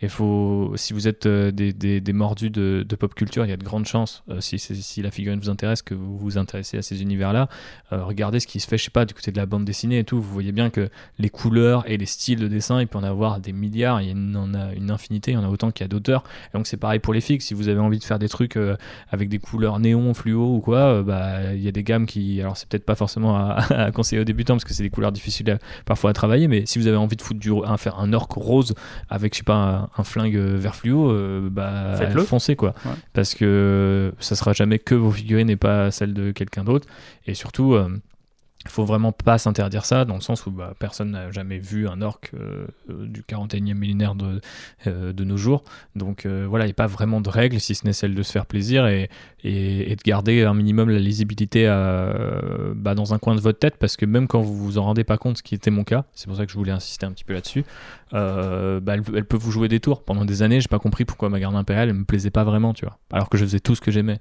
Et à un moment, je me suis rendu compte que, quand j'ai commencé à faire des éclaircissements et à me détacher en me disant, tiens, mes camos, c'est chiant, j'ai vu que les gens ils réagissaient plus, trouvaient que les figurines étaient plus belles, etc. Alors que j'ai l'impression de faire moins de trucs. Donc, parfois, le mieux est l'ennemi du bien, quoi. Après, l'avantage maintenant de la théorie, c'est que y a des milliers de tutos sur comment bien peindre du bleu, bien peindre du rouge. N'hésitez pas à vous inspirer, en fait, de ces trucs-là et à regarder... Chez Games Workshop, ils ont plein de petites vidéos sur comment peindre un ultramarine. En fait, la vidéo, elle s'appelle comme ça, mais ce qui est dans la vidéo, c'est comment peindre du bleu. Ouais, effectivement. Et regardez ces trucs-là juste pour identifier des couleurs qui peuvent vous plaire, des assemblages des fois de couleurs qui peuvent vous plaire alors que vous n'y aviez pas pensé, et peut-être avoir une idée avoir un déclic en fait. Tout à fait. Moi je ne savais pas comment faire mes Drukhari, et puis à un moment j'ai regardé une illustration et j'ai vu qu'ils avaient les épaulettes et les genouillères qui n'étaient pas de la même couleur que le reste de l'armure. J'ai mis du doré sur mes figues et tout de suite j'ai dit ah bah ouais, ça marche mieux si je le fais comme ça, quoi. Donc l'inspiration peut venir de n'importe où. Maintenant qu'on est inspiré, JB, il faut qu'on passe au dur, à l'effort, et j'ai envie de dire déjà aussi le réconfort, parce que mettre les premières couches, c'est super satisfaisant. La peinture elle-même. Alors du coup, toi, quelle peau, quelle marque tu privilégies? Voilà, on a quand même fait un podcast sur commencer à peindre, et on a parlé 1 heure sans parler de peinture. On a dit que s'initier à la figurine. Bah oui. Non mais tu vois, c'est comme quoi il y a plein d'autres choses à faire avant de peindre. Bah oui, grave. Alors, il y a plein de types de peintures différentes. Il y a donc les peintures principales que vous allez utiliser, en tout cas pour commencer, c'est les peintures de type acrylique. Mais historiquement, dans la peinture, avant on utilisait de la peinture à l'huile. Et il y a tout ce qui va être peinture énamel ou lac. Donc là, ça va plus être des peintures au départ vraiment typées modélisme, des peintures pour tank et tout ça, les petits pots en métal, Tamiya et ce genre de choses. On va pas parler de ces peintures-là parce qu'elles sont un peu plus difficiles d'accès. C'est-à-dire qu'il faut des produits spéciaux pour les diluer, pour les mélanger. Alors que l'avantage de la peinture acrylique, c'est qu'elle se dilue à l'eau. Il y a plein de gammes du coup et de marques de peinture acrylique qui existent. Games Workshop, Prince Auguste et Valero. Il faut savoir qu'en fait c'est la même marque. C'est juste une différence de nom. Donc quand vous voyez des gens qui vous parlent de peinture Valero, mais qu'en France on ne trouve pas trop, en fait on trouve les Prince Auguste qui sont les mêmes. Elles ont les mêmes numéros, c'est juste qu'elles s'appellent pas pareil. Et c'est exactement la même chose. Ah, c'est la même. Tu vois, c'est la même formule chimique. Ah la ouais peinture, je sais pas, la 84 de chez Valero, c'est la 84 chez Prince Auguste. Ok, donc c'est un rebranding pour l'Europe ou quelque chose comme ça. Alors je parle, mais il me semble que historiquement Prince Auguste c'était une marque française qui a été rachetée par Valero, qui est espagnole, et ils ont intégré, mais ils ont gardé le catalogue et la spécificité. Bref, c'est des histoires de marque et de rebranding, mais c'est les mêmes produits. Tu vois, j'ai appris quelque chose alors que je sais tout ça d'habitude. Et après, il y a d'autres marques qui se sont lancées il y a quelques années, qui sont trouvables, mais principalement sur Internet. Je pense à Scale 75 ou les peintures de Green Stuff World, qui sont aussi des peintures acryliques. Partez sur du Games Workshop ou du Prince Auguste Valero pour commencer. C'est des bonnes bases, c'est des bonnes peintures. Les Games Workshop sont vraiment un petit peu chers, si vous regardez au prix au litre, mais elles sont quand même de bonne qualité. Tu t'attendais à calculer le prix au litre des peintures, toi? T'es à la pompe, toi. Je me dis, en fait, quand tu... Mais t'imagines pas tout le verre que j'utilise pour mes orques? Oui, c'est vrai qu'effectivement, t'es à la pompe pour ce qui est du verre. Ok. Non, mais tu vois, entre un pot de peinture qui coûte 2 € et un pot de peinture qui coûte 4 €, quand le pot qui coûte 2 € il est plus gros que le pot qui coûte 4 €, des fois tu te poses des questions. Ouais, forcément. C'est vrai que moi, je suis très très fidèle à la gamme Games Workshop, donc Citadel, parce que c'est quand même plus simple dans ma tête, tu vois, parce que je connais ce système par cœur. Et l'avantage, c'est qu'il y a plein de tutos avec ces peintures-là, facilement accessibles. Donc oui, c'est une gamme qui est très simple d'entrée et qui est, pour les débutants, qui est très bien. Du coup, j'imagine que je paye un petit peu le prix de tout ça. Après quelques années, j'aurais pu m'initier à autre chose, mais peut-être un jour, peut-être que je commence à avoir certaines peintures Prince Auguste, du coup, qui arrivent sur mon bureau grâce à toi. Donc, qui sait, une infidélité se prépare. Est-ce que tu voulais aussi parler un petit peu de la technique et de... par exemple, la question de est-ce que tu les assembles et que tu les peins une par une, est-ce que tu assembles tout puis tu peins, est-ce que tu peins les figues une par série, qu'est-ce que tu conseillerais à un débutant, qu'est-ce que toi tu fais encore aujourd'hui? Alors à un débutant, je lui conseillerais de faire vraiment les étapes les unes à la suite des autres, c'est-à-dire de d'abord monter toutes ces figues, ensuite de toutes les sous-coucher et ensuite de les peindre. Après ça dépend, si vous êtes débutant mais vous commencez avec 50 figurines, peut-être pas tout d'un coup, peut-être les une par une, mais en tout cas faire les étapes dans cet ordre-là. Par exemple, pour la sous-couche, vous économisez de toute façon automatiquement, plutôt que d'économiser, de sous-coucher une par une les figues. Si vous en avez 5 les unes à côté des autres, c'est quand même plus pratique. Voilà. Et puis vous allez gagner du temps aussi en fait, en travaillant entre guillemets à la chaîne. Même si vous montez 5 figurines, comme on parlait tout à l'heure, qui sont push fit ou easy to build, donc qui ne sont pas les mêmes, vous allez en fait passer un soir où vous allez faire le montage et vous allez sous-coucher et le lendemain vous allez pouvoir commencer à peindre. Moi maintenant, mon rythme, en tout cas, c'est je peins les figues, quand je peins des unités ou des gros trucs comme ça, je peins les figurines 4 par 4. C'est-à-dire que en fait, parce que si je passe à 5, si je fais 5 fois la même chose, je commence à m'ennuyer. Ah ouais, ok. Tu vois, Quand j'ai fait des orques à la chaîne, je pouvais faire 4 fois un pantalon. J'arrivais au 5e pantalon, j'en avais marre. Mais du coup, tes unités, c'est des multiples de 4 systématiquement ou des fois, tu te retrouves avec non, deux parce mecs qu'à la qui fin, je me traînent. retrouvais avec 2 mecs ou 3 mecs qui traînaient, tu vois. Mais, Du coup, tu te dis, il y en a un moins, ça va aller vite, quoi. Ouais, du coup, Ouais. je remontais. C'est un cercle sans fin. Oui, je connais. Voilà. Mais moi, j'ai tendance à... en fait, la partie que je préfère, moi, c'est le montage. Donc, quand je monte, je me fais des grosses sessions montage. Et les sessions peinture, j'ai tendance à plus les découper en petites sessions, tu vois. Mais voilà, l'avantage, c'est comme je disais, j'ai mon bureau où j'ai toutes mes affaires. Et donc, si je veux me poser pour peindre 1 heure, je me pose, je peins 1 heure, j'ai rien à ranger et à déballer, sauf ouvrir un tiroir et sortir un pot de peinture. Ok, donc tu conseillerais aux gens de peut-être faire 4 par 4 ou peut-être 2 par 2 pour quelqu'un qui commence. En tout cas, sur la partie montage, je conseillerais de tout monter d'un coup, tout sous-coucher, et après de passer à la peinture. Si vous êtes sur une petite boîte avec très peu de figurines, vous pouvez peindre 1 par 1. Mais faire des grosses zones, par exemple, vous avez pris une bande de Stormcast, vous pouvez faire l'armure des 3-4 figurines en même temps.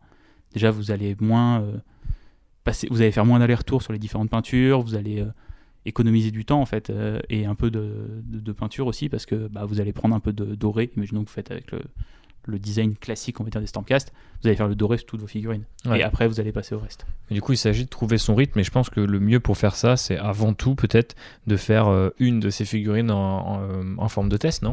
Vous pouvez aussi faire ça, oui.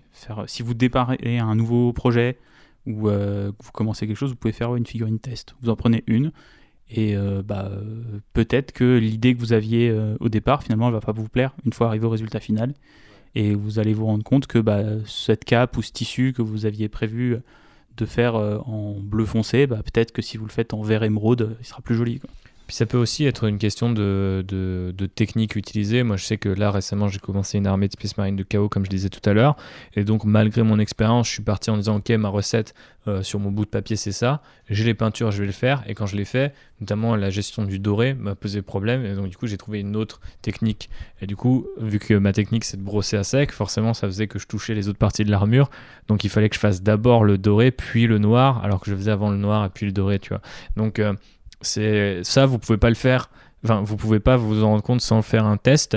Et même quand on est débutant, je pense que ça peut être assez cool de commencer et d'être assez honnête avec vous-même. Si par exemple, on va revenir sur les termes techniques juste après, mais si vous commencez à faire des éclaircissements type lining, donc vraiment faire des traits très précis, etc., et que ça vous emmerde, alors que quand vous faites un brossage, vous vous éclatez et que vous voyez pas forcément le résultat, vous voyez pas qu'il y a un écart énorme entre les deux résultats, faites du brossage en fait. Et ça, vous le savez si vous avez fait déjà un petit test à l'avance.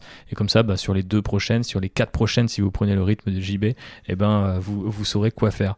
Donc du coup, je propose qu'on embraye un petit peu sur les différentes techniques les plus connues. Ouais, parce qu'on vous a name droppé plein de trucs là, mais on va faire là un peu d'explication sur c'est quoi une couche de base, c'est quoi un lavis, c'est quoi un éclaircissement, un brossage à sec, un glacis, tout ça, quoi. Donc commençons par le plus simple. Thibaut, qu'est-ce que c'est une couche de base ? Comment on la met ? Votre couche de base, c'est la première couleur que vous allez mettre sur n'importe quelle des pièces de votre figurine. Des fois, c'est la sous-couche elle-même si vous n'avez pas envie d'aller très très loin. Donc la bombe de sous-couche vous a donné déjà une couche de base. C'est mon cas par exemple, vu que mes Space Marines du Chaos sont noirs. Il se trouve que je la corrige un peu avec par exemple de la peinture diluée, là où je me suis un peu loupé au niveau de l'aérosol. Mais sinon, je m'embête pas à repeindre tout en noir, par exemple. Mais globalement, voilà, une couche de base, c'est ce qui va bloquer la couleur en disant je veux que ma cape soit rouge. Vous allez mettre un rouge sur toute la cape et voilà, vous avez votre couche de base. Je me suis trompé ? Non. Ok. T'as bien réussi cette première étape. Ok. Il y a ensuite quelque chose qui est très répandu, c'est le lavis. Alors le lavis, en fait, ça va être une peinture qui est beaucoup plus diluée que votre couche de base et qui en fait va venir se déposer dans les creux. Donc c'est souvent quelque chose qui permet de dessiner les ombres et de créer du relief. Parce que si vous faites, par exemple, si vous partez, vous faites toutes les couches de base de votre figurine, elle va être un peu plate, en fait. Et de mettre ces lavis, donc il y en a déjà faits, que ça soit, donc la traduction anglaise c'est shade, il y en a chez Games Workshop, il y en a chez Army Painter, il y en a chez toutes les marques, mais vous pouvez très bien le faire avec une peinture que vous prenez et que vous diluez un petit peu avec de l'eau. C'est mieux d'utiliser les tout prêts parce qu'en fait, ils ont des propriétés chimiques de rétention et de fait que de se mettre vraiment dans les creux. Mais en fait, ça va venir dessiner les volumes de votre figurine. Il y en existe de toutes les couleurs, mais le plus simple pour démarrer, Ça va être de prendre du noir ou du marron, qui sont en fait des couleurs qui vont forcément faire des ombres sur n'importe quelle autre pour base. n'importe quelle autre couleur. Ouais. Et ça peut aussi ajouter une forme de texture.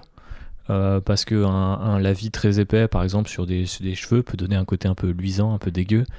Sur des armes aussi.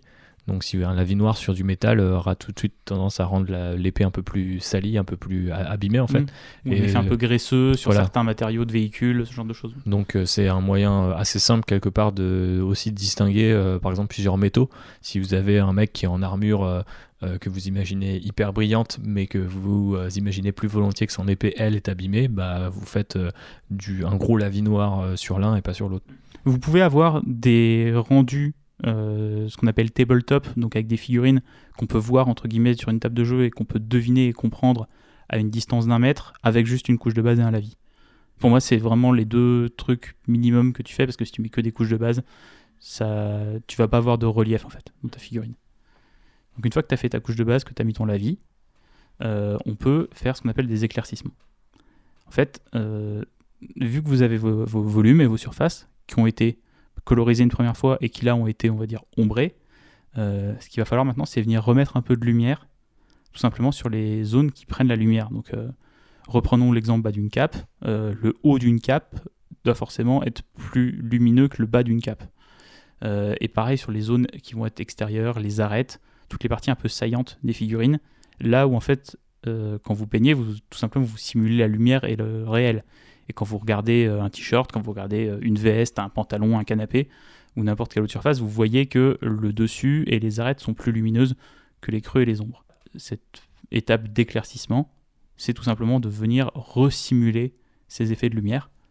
Vous pouvez très bien le faire avec la première couleur que vous aviez utilisée sur votre base avant de faire votre lavis, ou alors vous pouvez partir sur directement une couleur plus claire pour venir créer un gros contraste.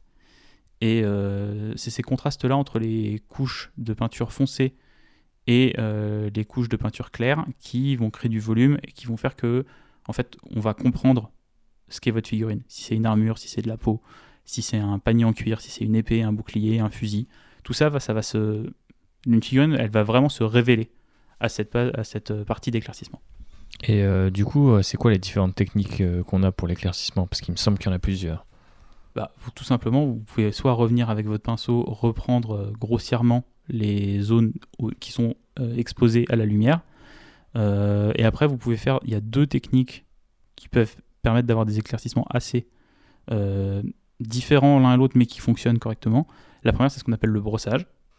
Donc pour ça, donc le vrai nom, c'est brossage à sec, où en fait, vous allez prendre un pinceau type brosse, comme il y en a, ou comme je vous disais tout à l'heure, type pinceau de maquillage, parce que ça marche bien. Et vous allez venir mettre un tout petit peu de peinture sur votre pinceau, vous allez l'essuyer sur un sopalin ou sur un chiffon, pour qu'il reste vraiment très très peu de peinture sur votre pinceau, et en fait, vous allez venir brosser, donc en frottant doucement les parties saillantes de votre figurine, et vu qu'il y a très peu de peinture et qu'elle est sèche, elle va venir se déposer que sur les arêtes et sur les zones saillantes, et pas dans les creux.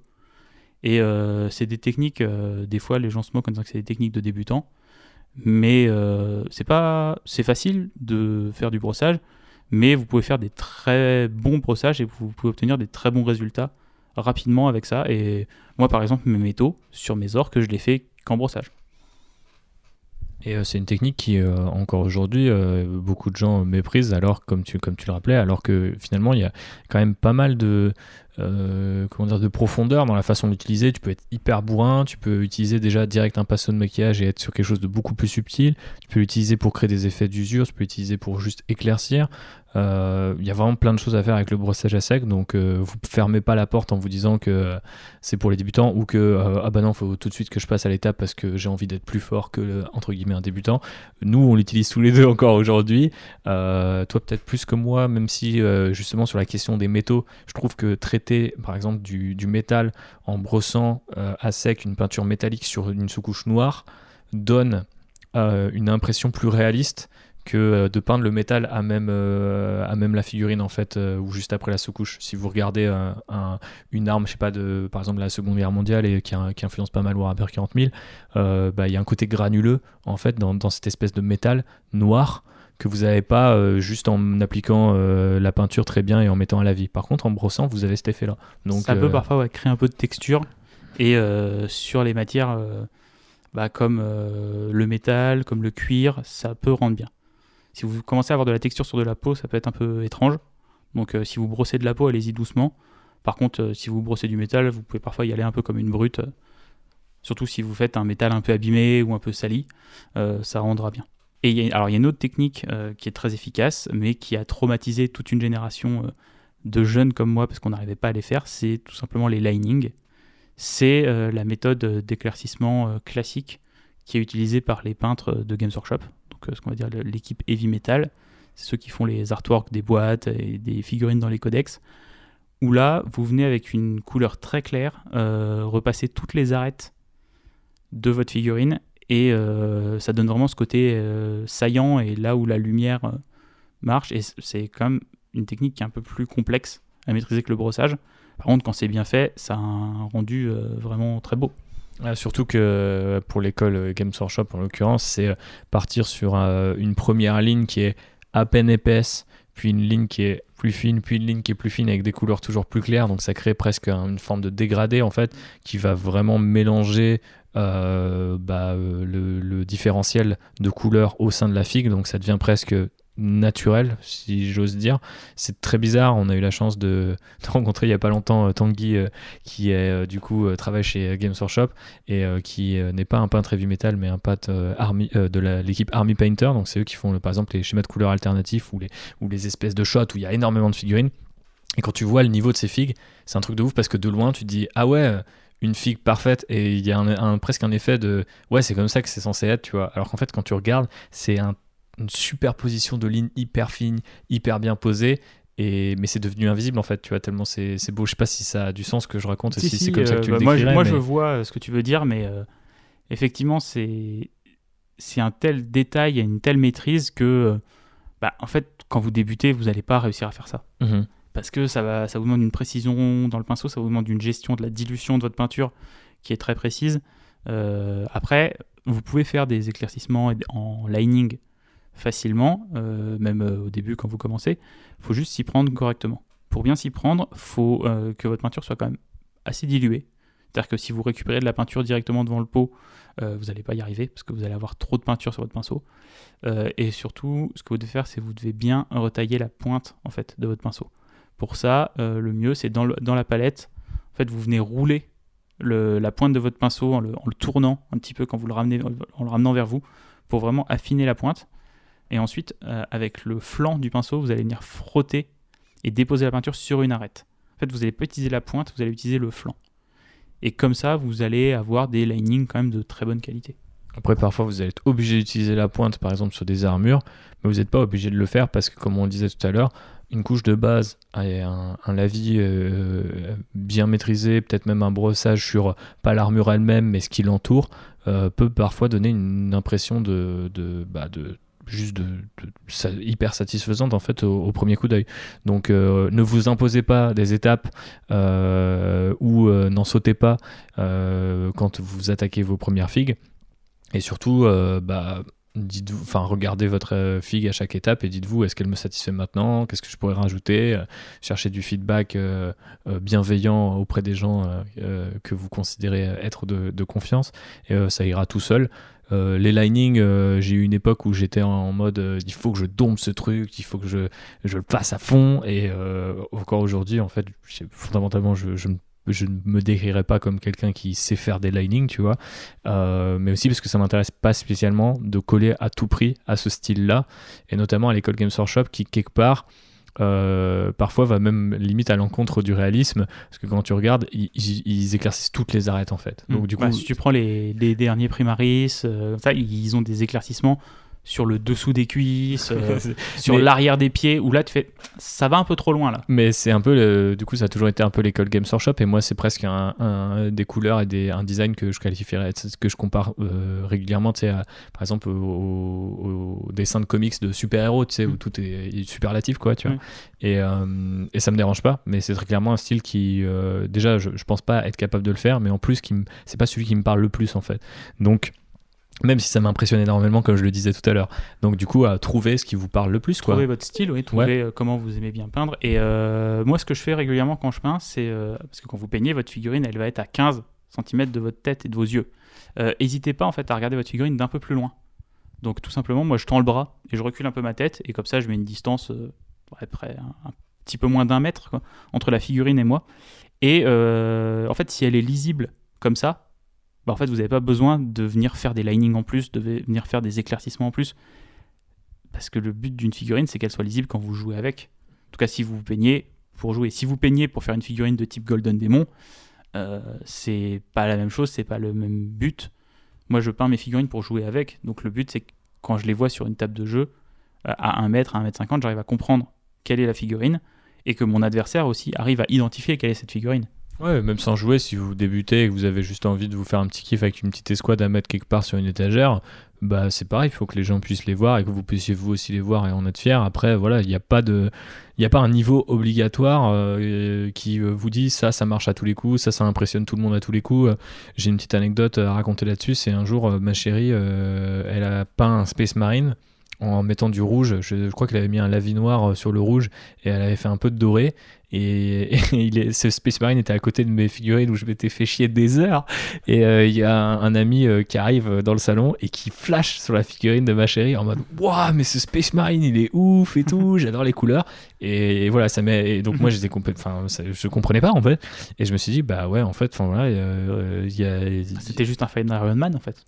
Ouais, mais en fait, il y a des codes couleurs et des efforts parfois qui font plus d'effet que le meilleur lining, en fait. Surtout quand on galère à faire des linings, on se rend compte que, en fait, si je l'enlève ou si je pars sur un brossage ou si je camoufle un peu, je le fais peut-être pas sur toutes les arêtes, bah au final, j'ai le même effet, j'ai le même plaisir. Bon, bah je vais pas le faire partout, tu vois, c'est pas grave.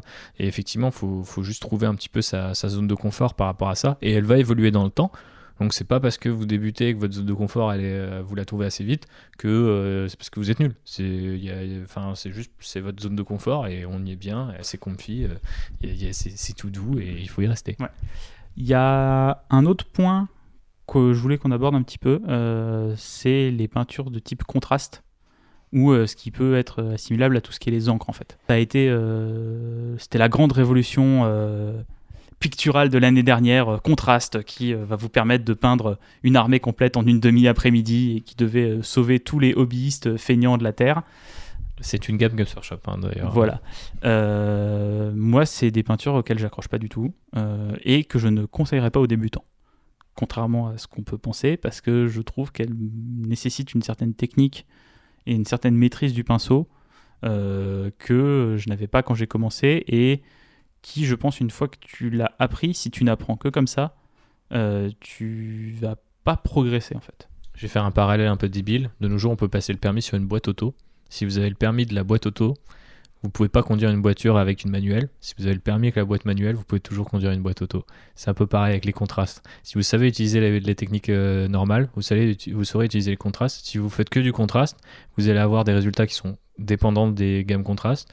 Vous allez avoir un style qui est vachement forgé par ça, et revenir sur une méthode classique va peut-être être plus difficile. Parce qu'en gros, la promesse de contraste, c'est de mélanger la peinture qui fait la couche de base, du lavis et l'éclaircissement en une seule étape et en un seul produit. Donc, quand on a eu les premières rumeurs de ce produit-là, on s'est dit, on serait pas en train de nous prendre pour des cons. On nous prend pas entièrement pour des cons parce que il y a plein de peintures contrastes qui fonctionnent sur bien des effets, bien des textures, auprès de bien des peintres, y compris des peintres confirmés, y compris des peintres débutants, parce que je serais un peu moins difficile que JB, mais c'est clair que c'est pas la solution clé en main où vous prenez 6 contrastes et toutes vos figues d'un coup sont incroyables. Maintenant, ça peut vous sauver de plein de trucs que vous avez peut-être pas envie de peindre ou vous aimez pas peindre, mais en fait ça vous pouvez pas le savoir si vous êtes débutant. Donc de base, c'est les contrastes, moi je dirais que c'est un peu comme les lavis. Tu vois, aujourd'hui, commencer qu'un lavis vert ou un lavis rouge, bon, c'est pas très intéressant. Le noir et le marron, tu sais que tu vas l'utiliser, ça marche sur plein de couleurs.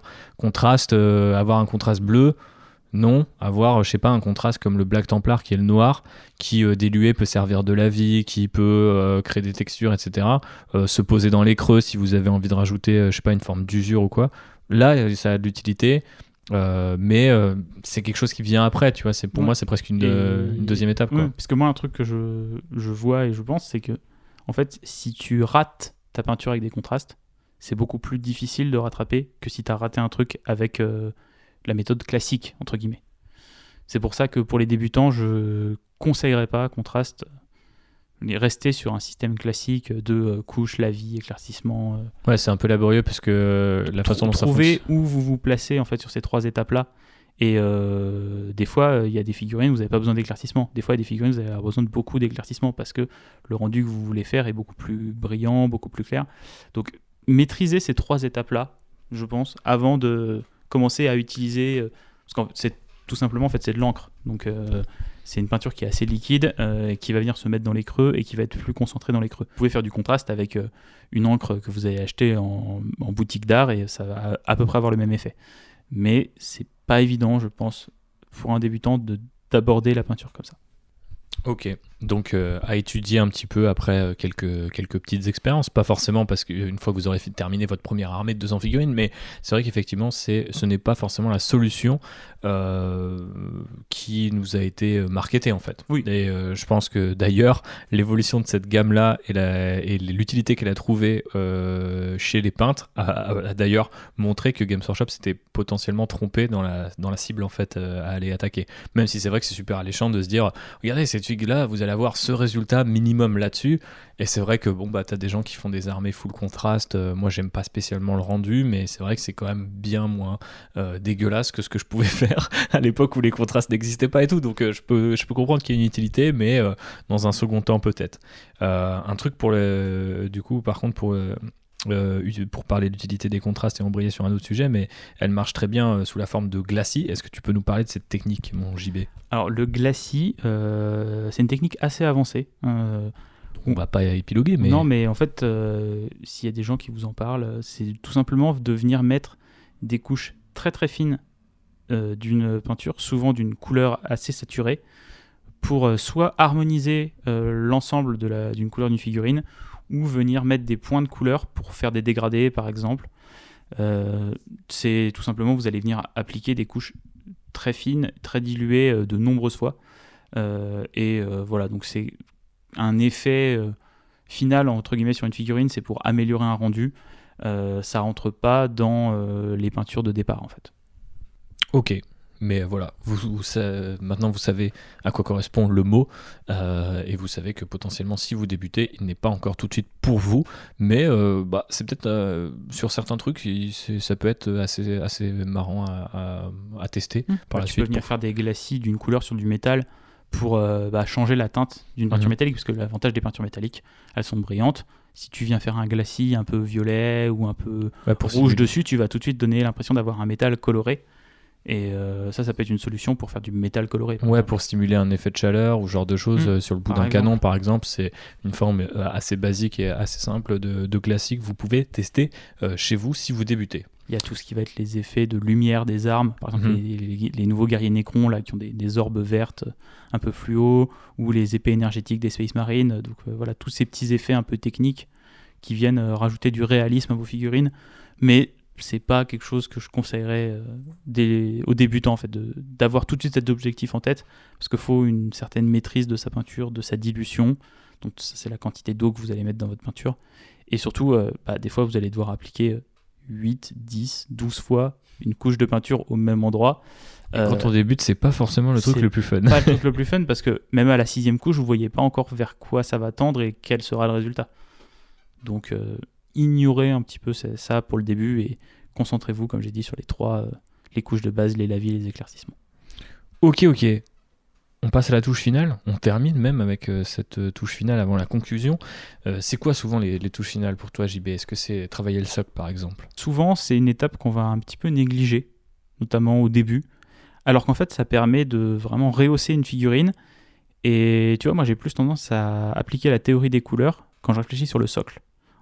Parce que pour moi, le socle, il est censé mettre la figurine en valeur.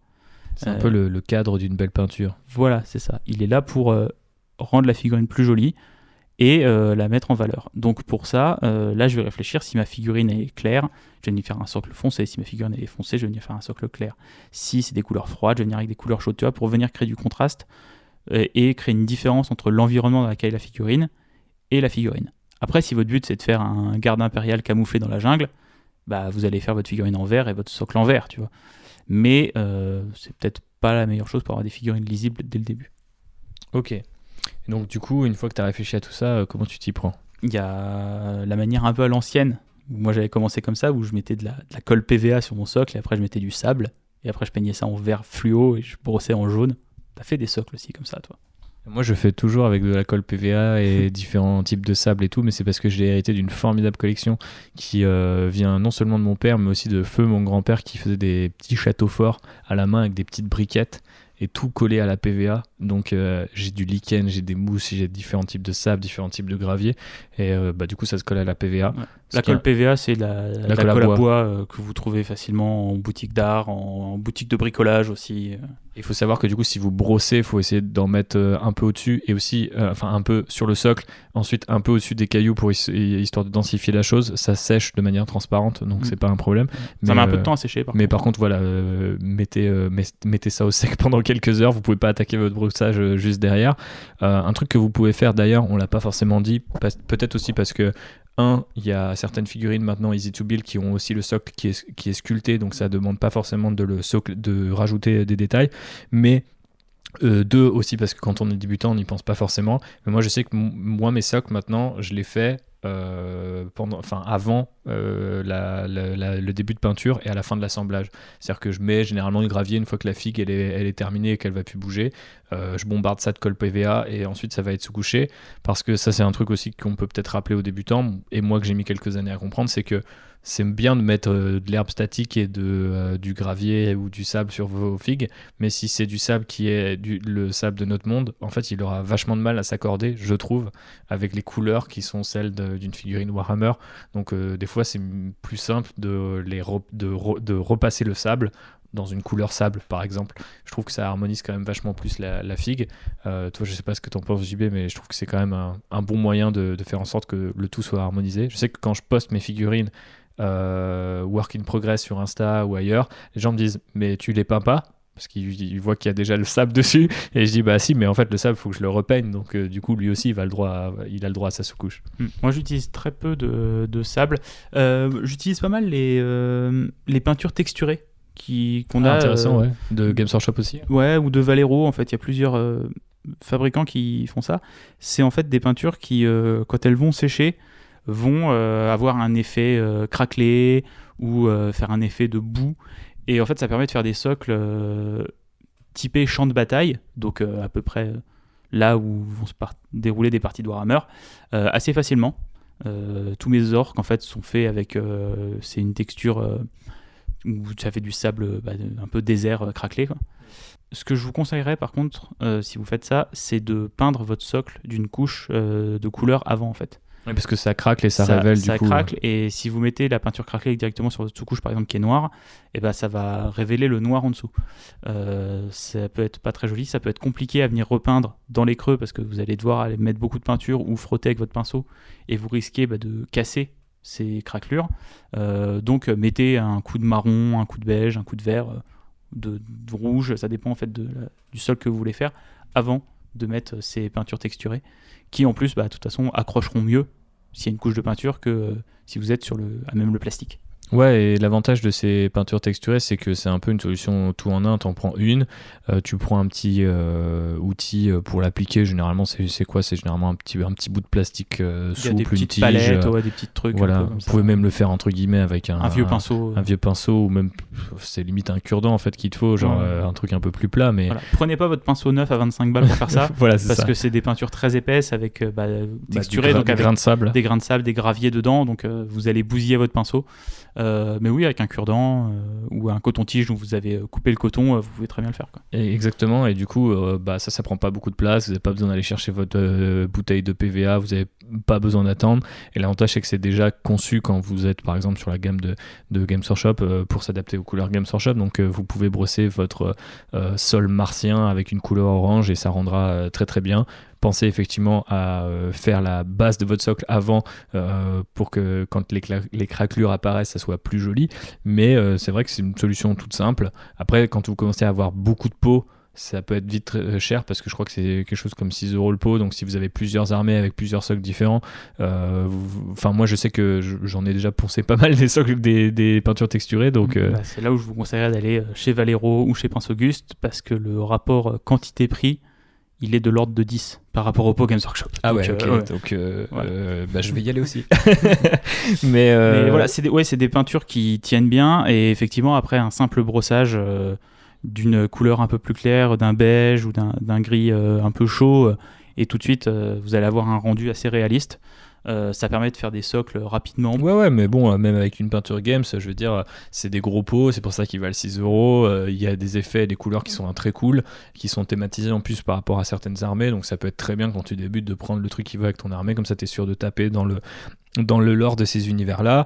Et après, pour aller plus loin, vous pouvez aller chercher du sable, des feuilles de liège, des cailloux, du flocage dans des magasins de modélisme ou même d'art et de déco. Des fois, il y a. Alors, c'est souvent en plus grosse quantité, donc après, il faut faire un petit peu sa petite chimie. Mais moi, j'ai acheté pas des plaques de liège, mais des petits morceaux d'écorce. J'avais trouvé ça dans une animalerie. Ah ouais, un truc c'est type vrai. Jardiland ou un machin comme ça. Et en fait, c'est des décors pour aquarium. Oui. Donc vous avez des paquets, vous en avez pas mal, hein, vous avez un sachet de 500 grammes d'écorce, mais qui vaut 2 €, tu vois, donc avec ça vous pouvez faire des socles facilement et c'est un bon rapport qualité-prix. Ça simule assez facilement la pierre et la montagne en fait. Ok, donc renseignez-vous sur votre magasin, votre animalerie ou votre magasin de jardinage local. Mais tu vois, le socle, c'est vraiment le truc où je pense que tu peux trouver le plus de matériaux différents pour les faire. Ouais, et comme je disais avec ma métaphore du cadre, c'est vraiment ce qui peut booster des fois une figurine. Parce que autant un super beau dessin dans un cadre pourri et rongé par les vers, c'est pas terrible.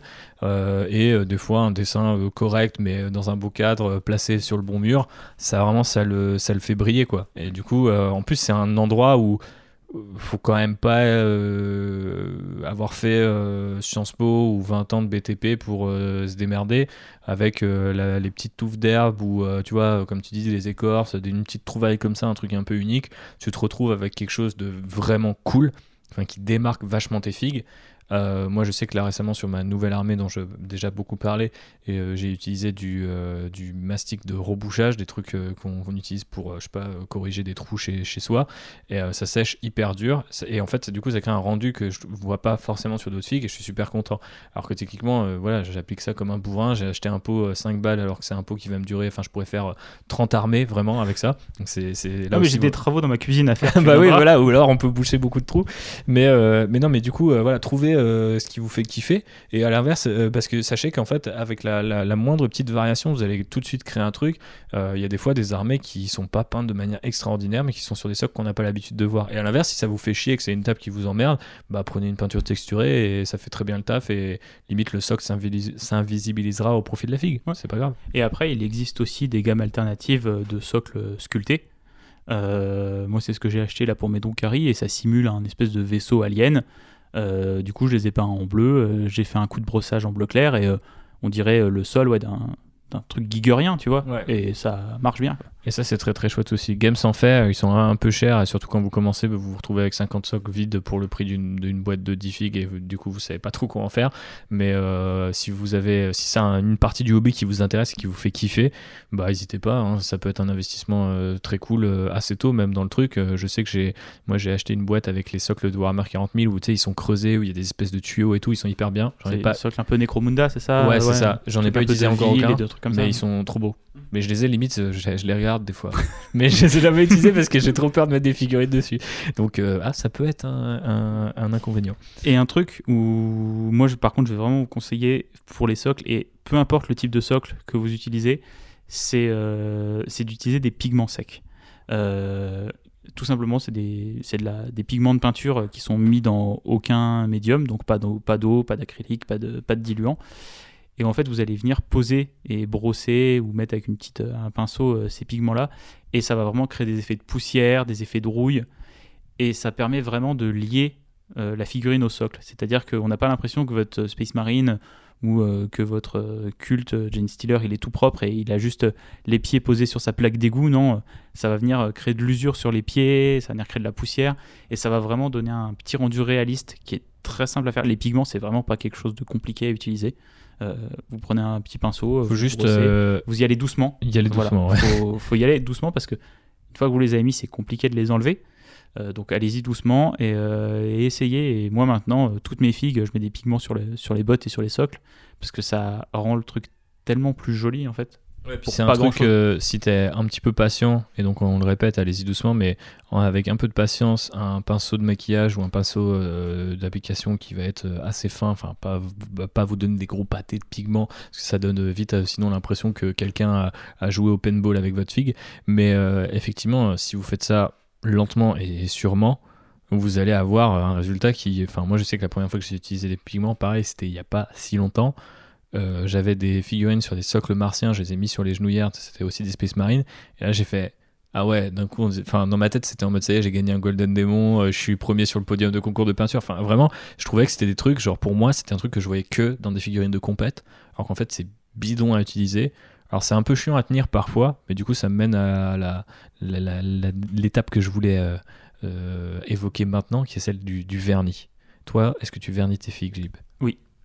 Tout le temps, systématiquement? Ouais, maintenant oui. Parce qu'en Ok. fait, mes figurines, je les peins pour jouer. Du coup, je vais les manipuler. Du coup, je vais mettre mes gros doigts gras dessus. Donc, je préfère les vernir. Ok. Et tu les vernis avec quoi? À la bombe. Ok. Voilà, j'ai une bombe de vernis satiné. Faut savoir que la quasi-totalité des peintures acryliques ont un rendu satiné. Après, il y a des peintures et vous pouvez aller vers un rendu brillant ou vers un rendu mat. Mais il existe des bombes de vernis satiné spéciales figurines, donc avec un vernis qui est assez fin et assez léger. Ça se place comme de la sous-couche.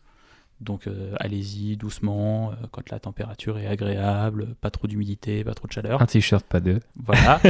Et par contre, il faut laisser sécher un petit peu, peut-être un peu plus longtemps que la peinture, parce que si vous mettez vos doigts sur le vernis, ça va faire des marques.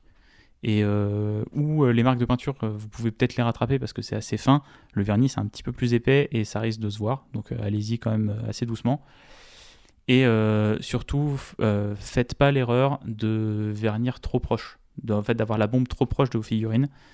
Sinon, ça va créer un effet assez disgracieux qui s'appelle le frosting.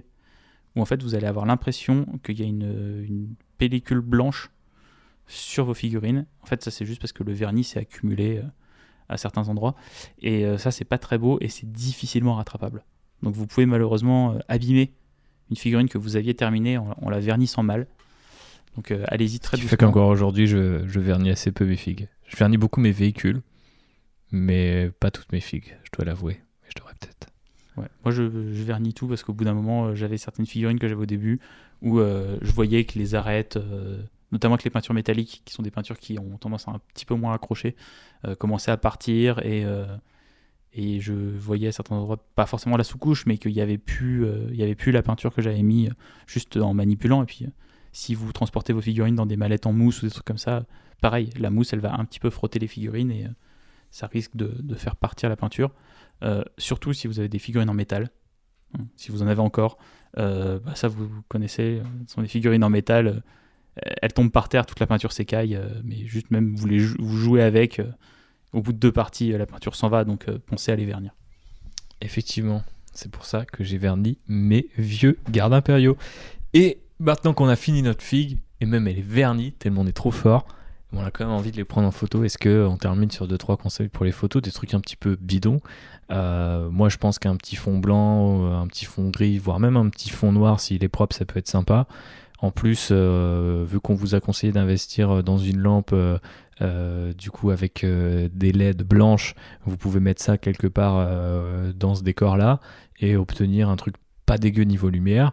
Et ensuite, un bon smartphone fait l'affaire, non? Bah ouais, on a l'avantage maintenant d'avoir à peu près tous des téléphones qui, tant qu'il y a de la lumière, prennent des photos correctes.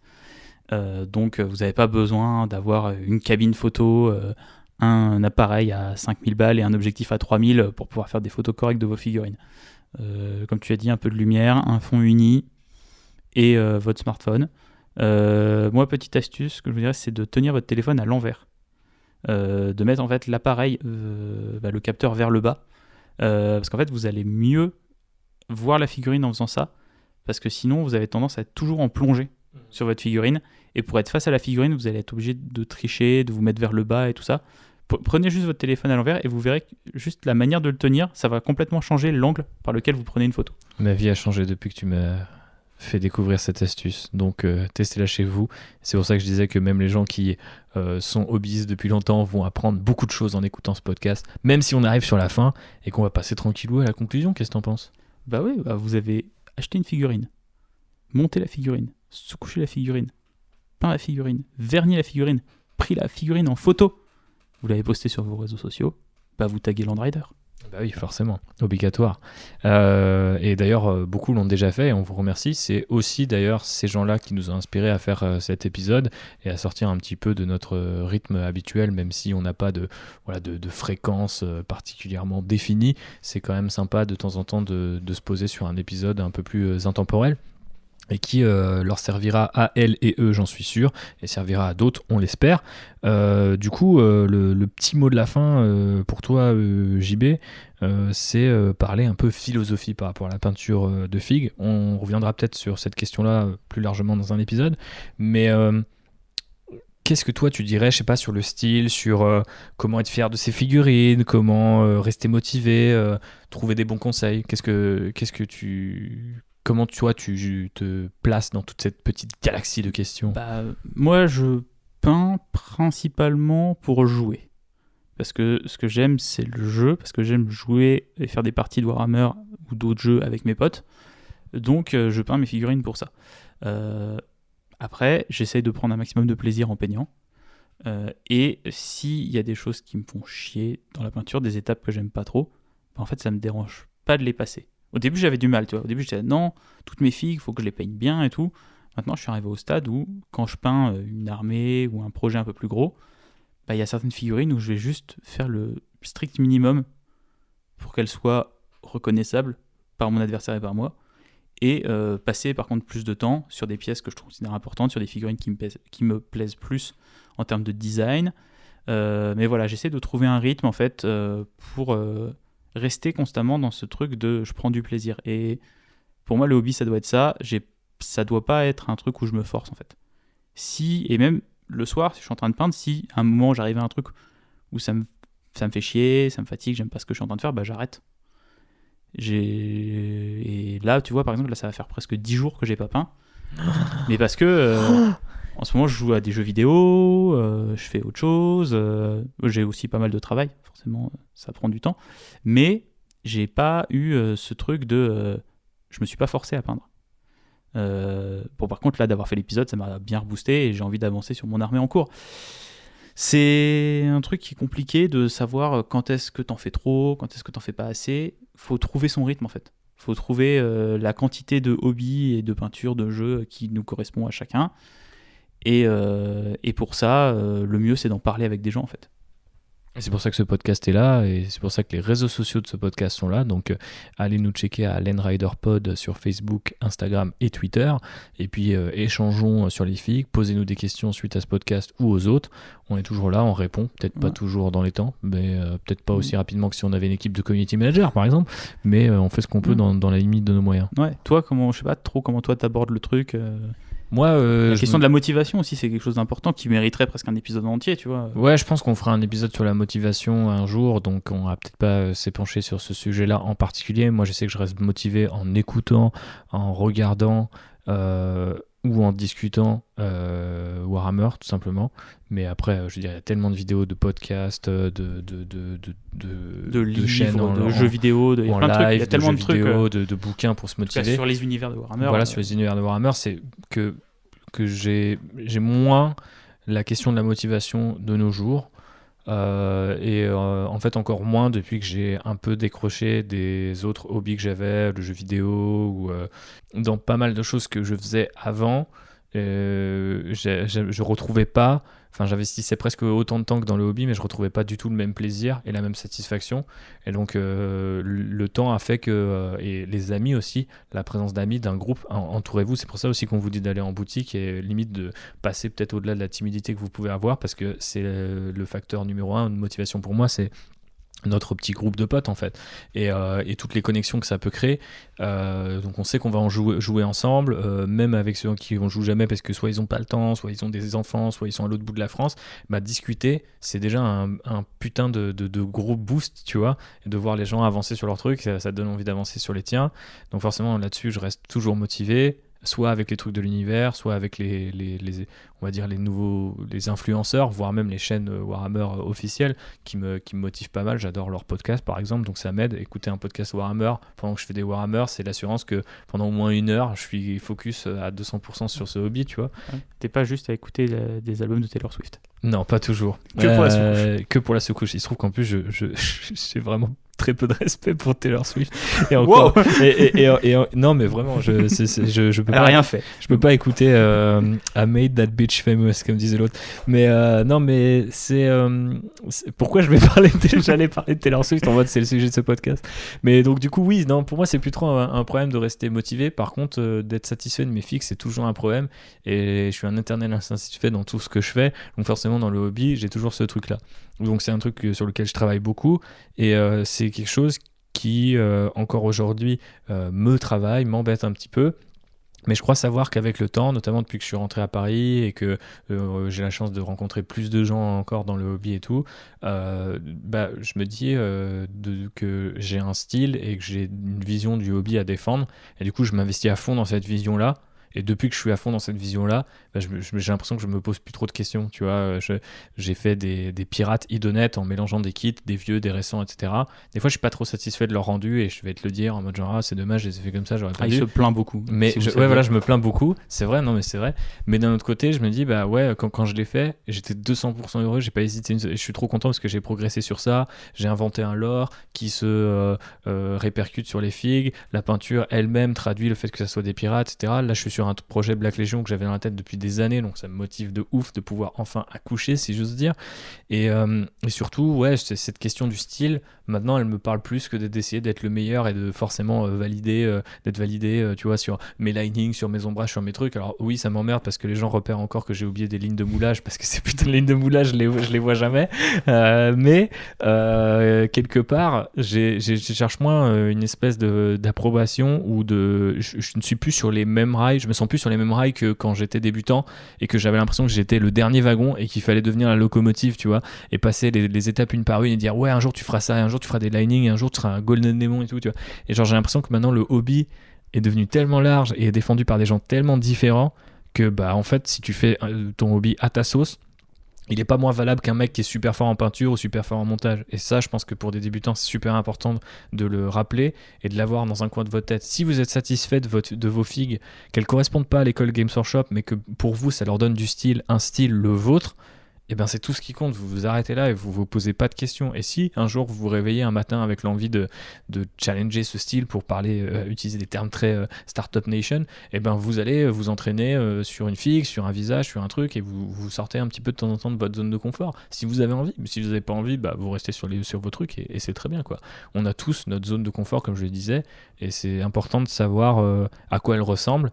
Et pour pouvoir aussi y revenir quand il y a des baisses de motivation, par exemple. Donc tout ça est très connecté et il faudrait qu'on fasse effectivement un épisode là-dessus. Mais après, on a l'avantage aussi d'être dans une communauté sur Instagram, sur Twitter, même sur Facebook. Pas trop les forums spécialisés, je trouve qu'ils sont encore un petit peu durs, mais qui est très bienveillante, qui accueille les nouveaux hobbyistes de manière très sympathique.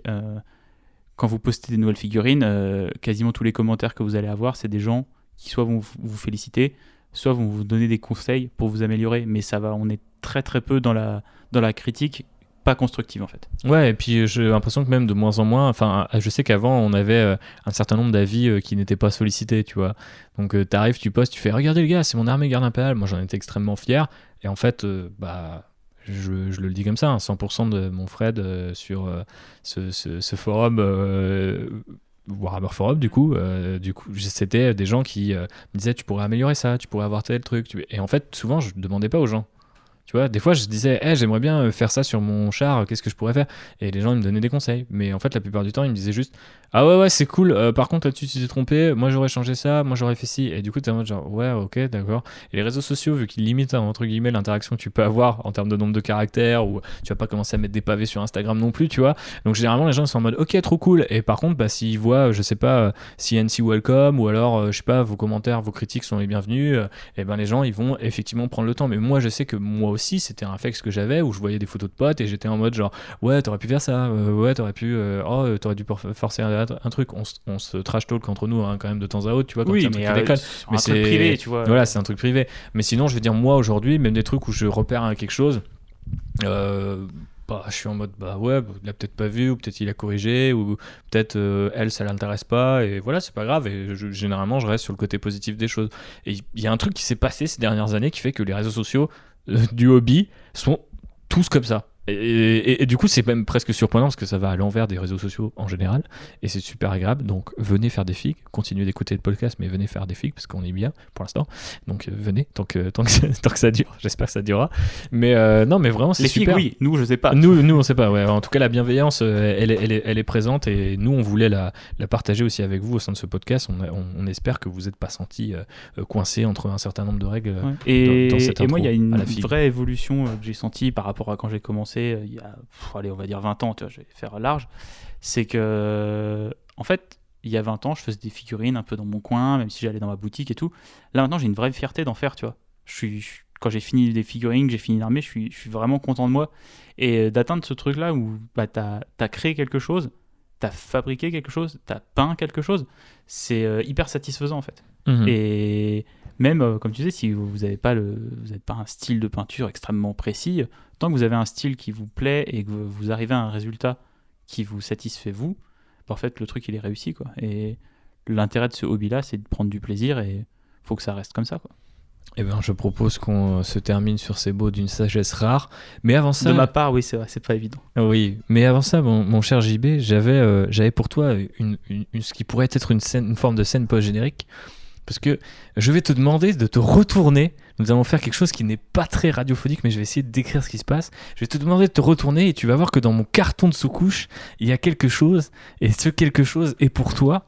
Et donc, vu que nous avons parlé pendant tout ce podcast des conseils à appliquer si quelqu'un vous offre des figurines, et donc je spoil un petit peu le contenu de ce paquet cadeau, eh bien forcément, il va falloir appliquer tous ces conseils maintenant, Jean-Baptiste. Donc tu m'offres un cadeau en direct pendant le podcast. Et Oui. d'habitude, c'est moi qui fais ça pendant les podcasts, qui t'offre des cadeaux. Ah oui, c'est vrai, mais du coup, je voulais non seulement je trouvais cette idée bonne, mais c'est vrai que j'avais oublié que tu l'avais déjà fait, mais les gens qui m'ont aidé à faire ce cadeau m'ont demandé de faire ça sous la forme d'une petite intervention, d'une scène post-générique. Tu verras comment tu le fais au montage, mais en tout cas, le cadeau est là, et donc je te propose que tu l'ouvres. Je l'ouvre maintenant. Oui, on peut même... Je vais mettre mon micro mets à ton côté micro du sur le papier. côté, et je vais décrire ça. Je vous fais de la ASMR de cadeau, du coup. Ah, exactement, ASMR de Ghoul. Mais ouvre donc ton cadeau et dis-nous ce que tu vois, décris-nous toutes les sensations qui dansent dans ton cerveau quand tu vas... Alors, déjà, c'est bien emballé. Mhm. C'est dans un rouge qui n'est pas sans rappeler la couleur des orques. Ah oui, Donc j'imagine que c'est un cadeau qui va vite. peut-être pas. Peut-être qu'il irait plus vite en rouge qu'il ne serait en jaune. Alors, je ne sais pas, la question se pose. Ah oui, la carte, tu pourras la lire chez toi. Et il s'agit parce qu'elle est un petit peu intime. d'un magnifique Gorkanaut orc. Et ben voilà, Donc une grosse figue, un gros orc. une espèce de gros gros robot marcheur, un petit peu balourd des orques, mais qui va te demander peut-être des sous-assemblages, justement. Par exemple, oui, là, clairement. Écoute, merci beaucoup, Thibaut. Eh ben, je t'en prie. Que tu n'es pas seul. pour Non, ça. tu trouveras les noms des personnes impliquées dans ce crime infâme au sein de cette lettre. Je remercie beaucoup tous les gens qui m'ont fait ce cadeau. Merci à vous. Nous, on te remercie.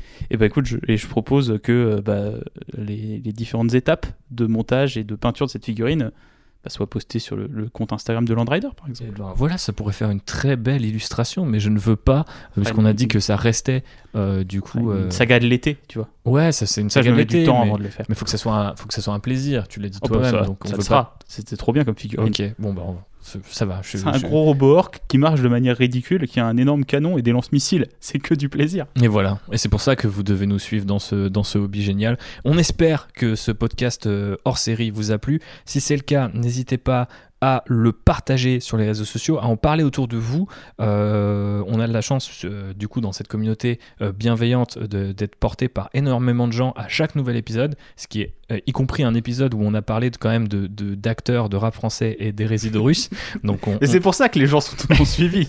Oui, peut-être aussi. Mais voilà, donc du coup, on espère que vous allez partager celui-là aussi très fort. Je regrette juste de ne pas avoir casté Christian Clavier quelque part. Ah oui, mais on fera une seconde édition l'été prochain, tu vois. Ça mais tu vois, j'ai découvert qu'il y a quelques années, dans le White Dwarf, ils avaient fait une fausse annonce, comme quoi il y allait avoir un film Warhammer et que c'était Sim qui allait jouer l'empereur. What? Ouais. C'était un poisson d'avril de White Dwarf, toi. Ok. Et je trouve que c'est génial. Donc je rajouterai Sim en empereur dans mon casting. Très bien. On se retrouve en avril pour notre épisode Poisson d'avril où on va recaster du coup notre épisode de l'été dernier. Ça va être complètement dingue. D'ici là, portez-vous bien. Bisous. Montez, peignez des figues. Gros bisous. On vous compte sur vous pour défendre ce nouvel épisode. Et on vous dit à très vite pour un nouvel épisode de Land Rider. Salut.